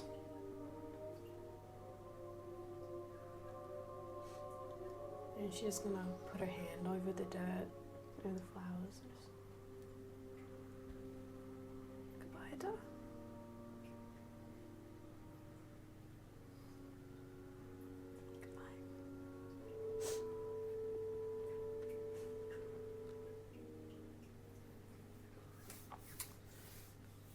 Eventually, after a couple of minutes, the 400 townsfolk begin to move away. And ever so slowly, as they move away from the garden, the glowing of the emblems slowly fades as they leave this place. Until eventually it's just the party here. And I'll leave it for you in this last moment before we, I think, finish up for the evening. What happens next?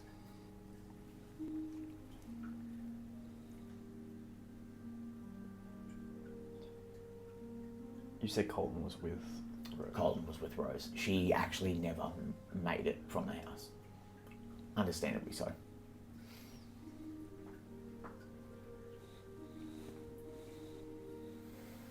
I think you need to be with your mom.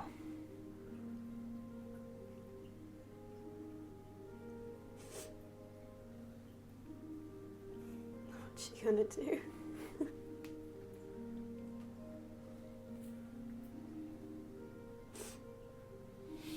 She's got the village.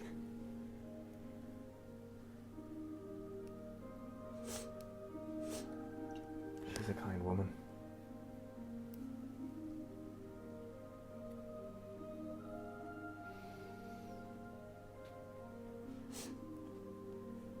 If she's anything like you, she's stronger than she knows.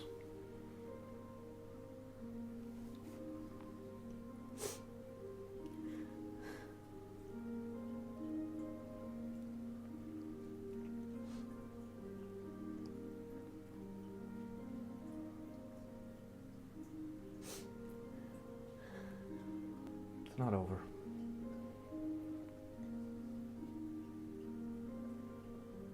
Death is just another step.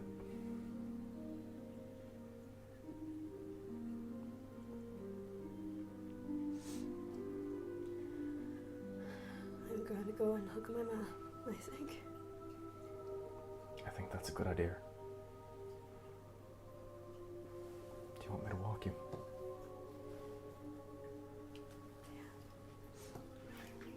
Yes, please. Come here. And pulls you in. Starts walking up to back towards the parents. Do the rest of you follow? Or is there anything that happens? No, Zero's gonna let them go. She'll just return to the house. So you three go back to Petunia's house, and you two will go to... So what are you doing? I've got a mace to hand deliver. Nice, okay.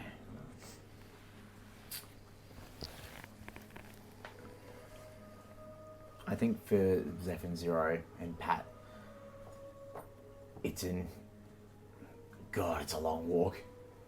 It's less than 100 meters, but fuck me, it's a long walk.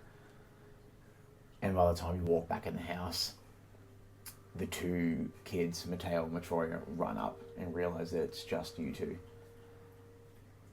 What's the expression across both of y'all's faces? That?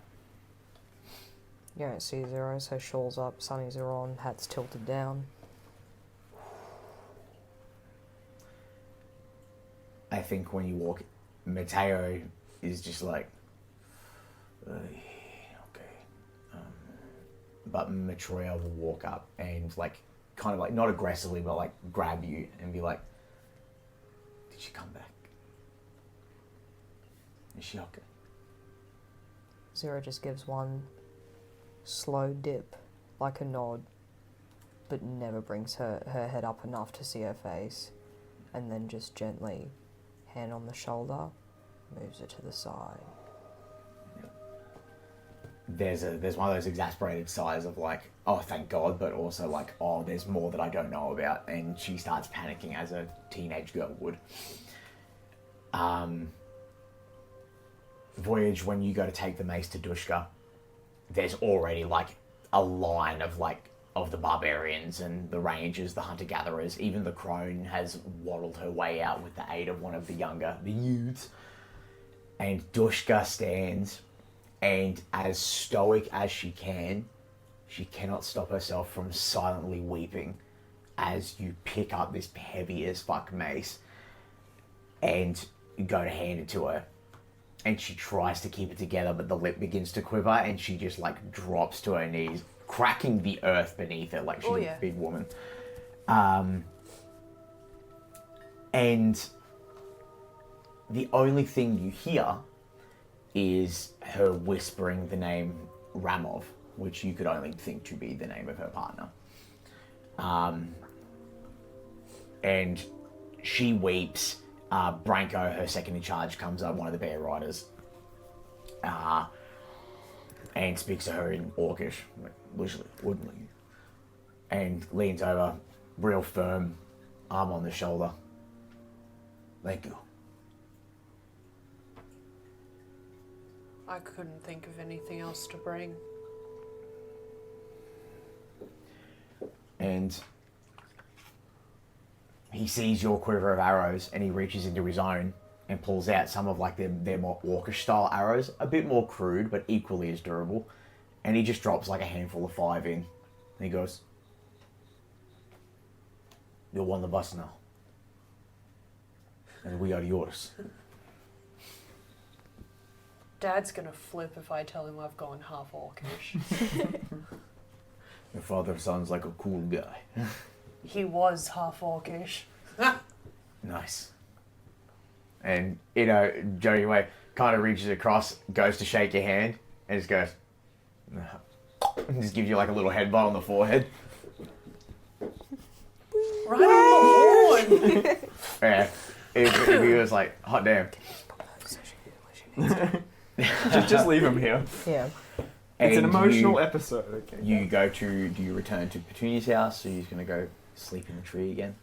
No, I'm going back to Petunia's. Okay. But he also know that Hugle and Petunia aren't there. So he's gonna... Yeah. It's a fey house. Yeah. So he's gonna... You're a fake head. Sick out Mateo. Oh, yeah. Hey, little dude. Hey, you champ. How do they do the handshakes these days? Kind of beelines in. I think when you get to the house, it's like just super tense, but no one has the energy to even acknowledge this drama. We're like, you know what? That's tomorrow's problem. Yeah. Don't even worry about that. Or is it? Dun dun. You walk up the pathway to the largest house on the strip.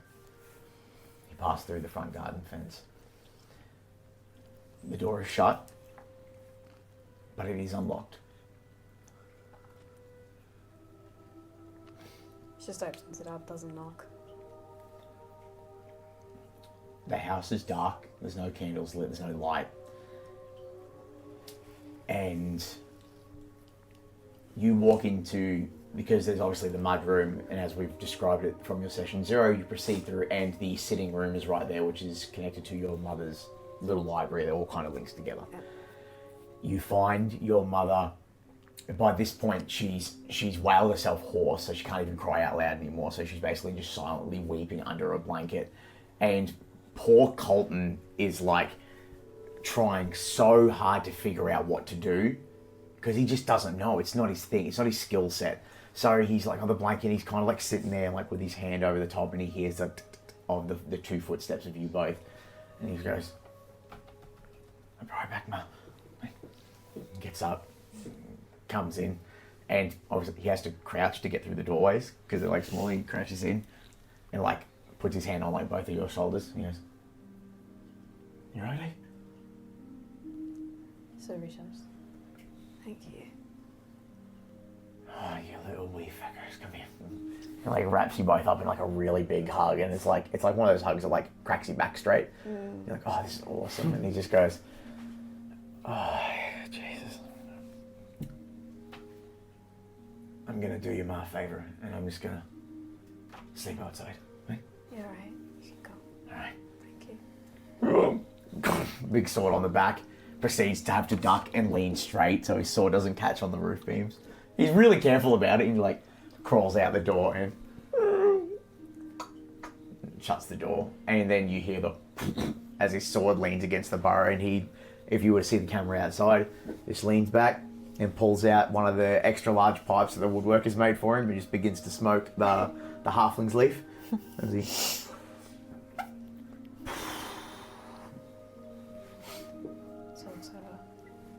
Mummy just gives her a hug.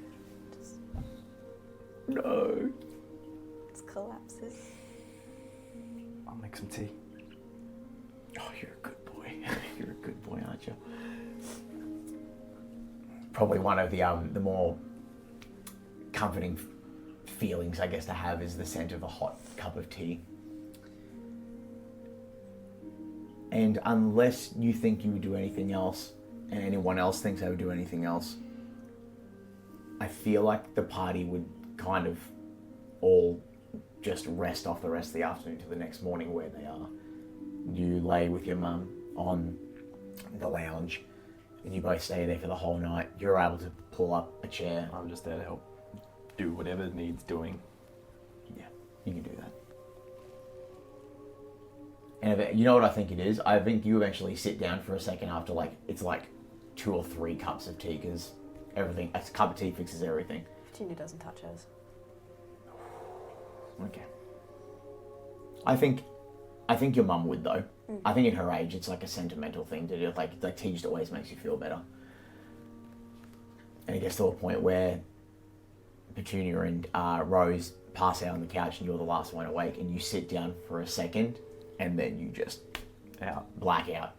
Yeah, he does that, where you try and stay awake, because he just wants to stay awake and watch over, but it's been a huge day. No matter how hard you fight it, you can't, yeah. Before going to sleep, he will walk up to Petunia, who's sleeping, sort of run the hair back behind the ear, and just for the night, because he's now a bit terrified, he's going to cast Death Ward. There you go. Everyone finds sleep, whether by choice or by pure exhaustion. And the morning comes as it always does. And I think that's where we'll end our episode tonight. You had me holding back tears, fam.